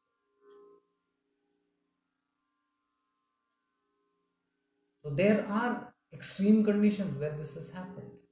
But again I am telling you, if Jesus raised somebody from the dead, or if that yogi raised somebody from the dead, or if some master is raising somebody from the dead, tell me, why don't they raise everybody from the dead? Why did Jesus raise only a couple of people from the dead? Why he did not go and raising everybody? And it doesn't mean that there was no demand, because once you raise somebody into life and you know that this person has raised somebody into life, then there will naturally be a demand. There will be a publicity and everybody will line up there. Nobody wants to die. They will expect that same treatment to them. And why did that not happen on a mass level? These are questions that we should ask. We never ask. We will always say, oh, but we have heard of that happening, so you do this. But you tell me, if they did it on a couple of people, why did they not do it on everyone? And why did it not work on everyone? There's a reason. Because even if somebody wants to interfere into something called death and prolong death, which mostly a guru does, or a great siddha or master does, if they find, because they look into certain areas of your life. What are those areas? It is the prarabdha quota. The quota of your prarabdha. They look into all the possibilities of creating some, like a CA, charter accountant. He manipulates the account and at the end shows everything a neat balance.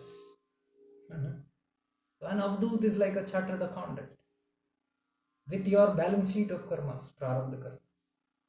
They look into that and see the possibilities of how, if anything can be done. If it cannot be done, they don't interfere. It is just a mystical, it is just an intelligent of rearranging things because of their certain mastery over that life and death. It's a certain mastery which all the great gurus have done. They have many of the yogis have raised many people from death, they have saved from death. But nobody asks why then everybody is not saved. Are they partial? No. First of all, they don't bother into the cosmic play. They don't claim themselves to be very intelligent, more intelligent than God, and they don't try to play God. But their eyes, their awareness is always open. And when they see if a possibility is dying, if there is a certain possibility in a soul which can be developed, which can be nourished for that self or the general good of others, if it is a divine possibility that is dying, they might decide to intervene. These are the rare cases. It will not be just to show off, oh, I can do this, or just out of pressure, people are saying, no, you have to do it, and then they are emotionally blackmailing that person, and you wait for that. No, they will not fall for those emotions. No, they are just looking into those areas. This is basically, you can call worthiness to even extend life. If that life is extended, will that extended life be something meaningful, or is it going to go into bhoga? If it is going to go into bhoga, no person is interested to make somebody alive and put him back, make him enjoy sensual pleasures and all the pleasures of life. Are you getting it? It's nonsense. So I'm answering the person who asked me this question on Messenger. Is that all? Does nobody can do anything for anybody? They can do, but I told you these are the possibilities. So it depends on the soul's worthiness of what is the quota of the prarabdha and what worthiness that person is carrying for that amazing grace to act and give an extension of life also. It has to be earned. You cannot earn it with contacts. Oh, I know a contact, I know a certain person who can do some mantras, and oh, I know a lot of mantras. Oh, I know a lot of techniques to do all this. Let's try this, let us try the Mahamrithyunjay mantra and all that. We are trying everything. That is in vain. We are not even knowing what we are doing. That's what I said. Mahamrithyunjay mantra we tried, it didn't work. Why it didn't work? You are not even connected to the consciousness of the mantra. People are playing it everywhere in the hospitals. Why it's not? And the hospitals tell me how many people are even conscious of what is a Mahamrithyunjay mantra.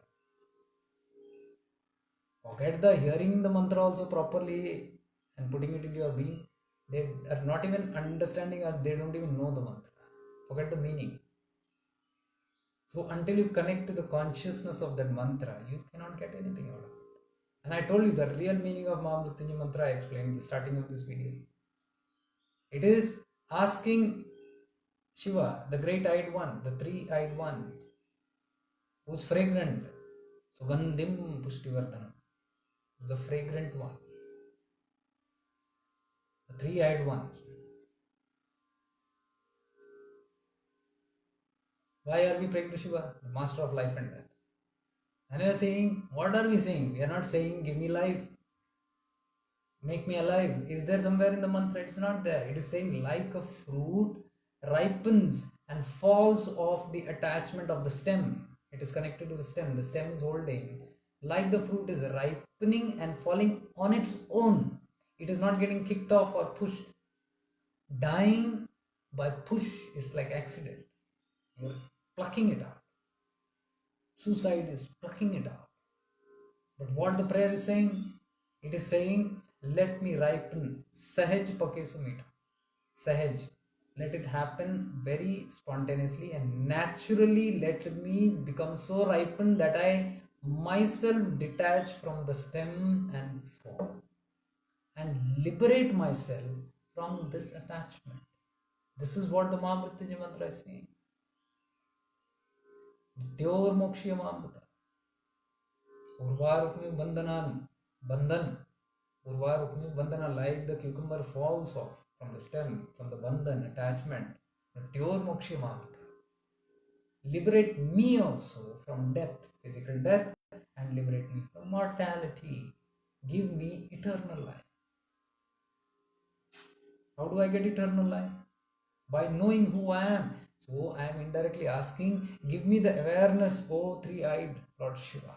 Give me the awareness so strong that I ripen myself in my spiritual progress and become ripe, and I drop my body voluntarily without any struggle, because I have ripened enough. I've become fully ripe in this understanding that I'm fully ripe now.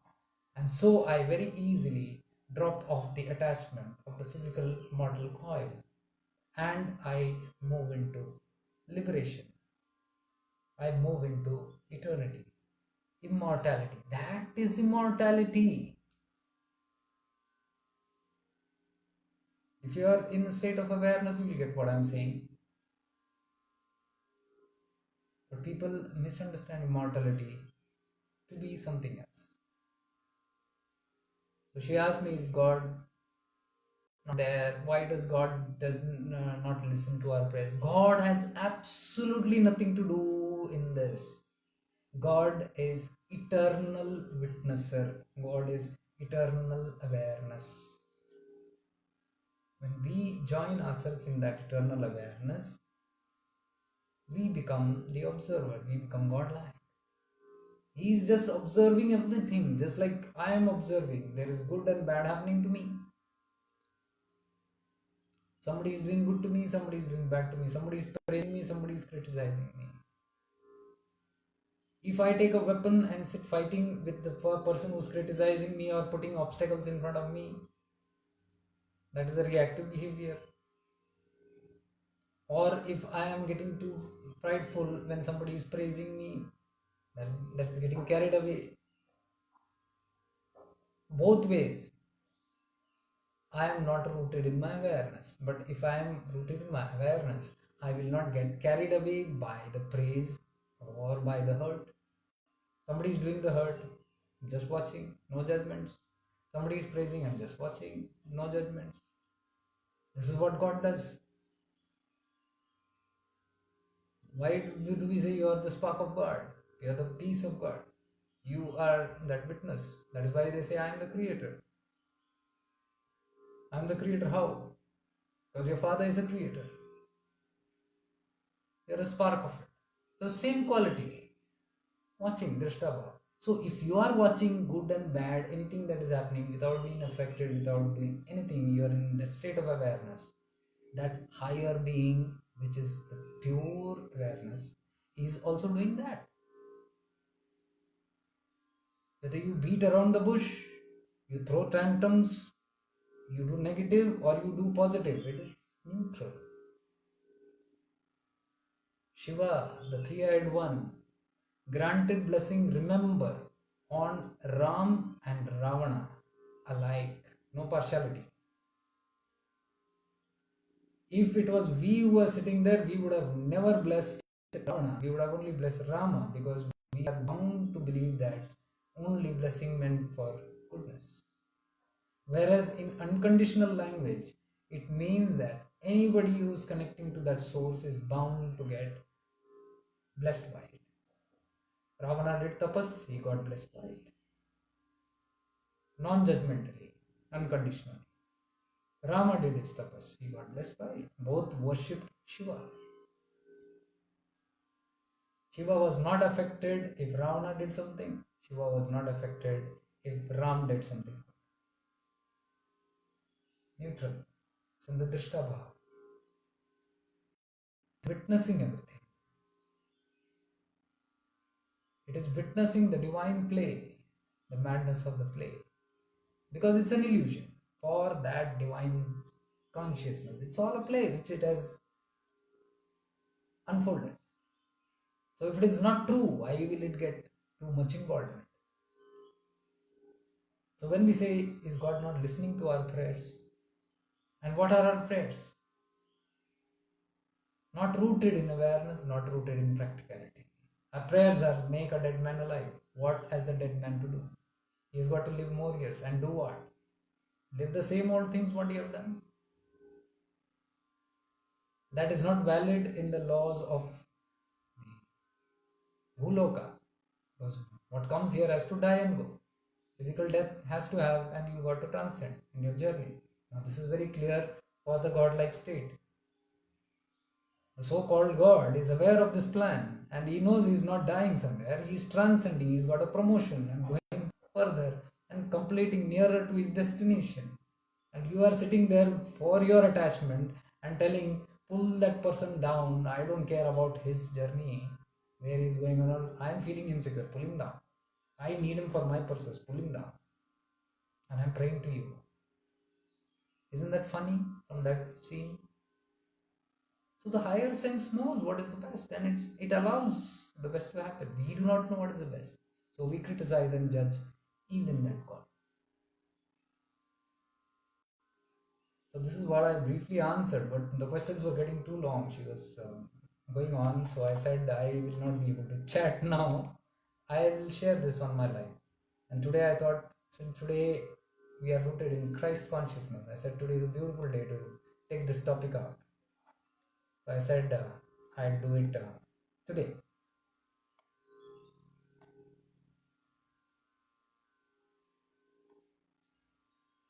I didn't read after that, and some messages came. Jacobji, then what is the role of Mahamrithyunjay mantra or other mantras which are practiced so much in these tough times, even in hospitals? I just explained the whole session today in that. And people say कि Hanuman Chalisa, Hanuman 1 and Mahamrithyunjay mantra करो. क्या करेंगे?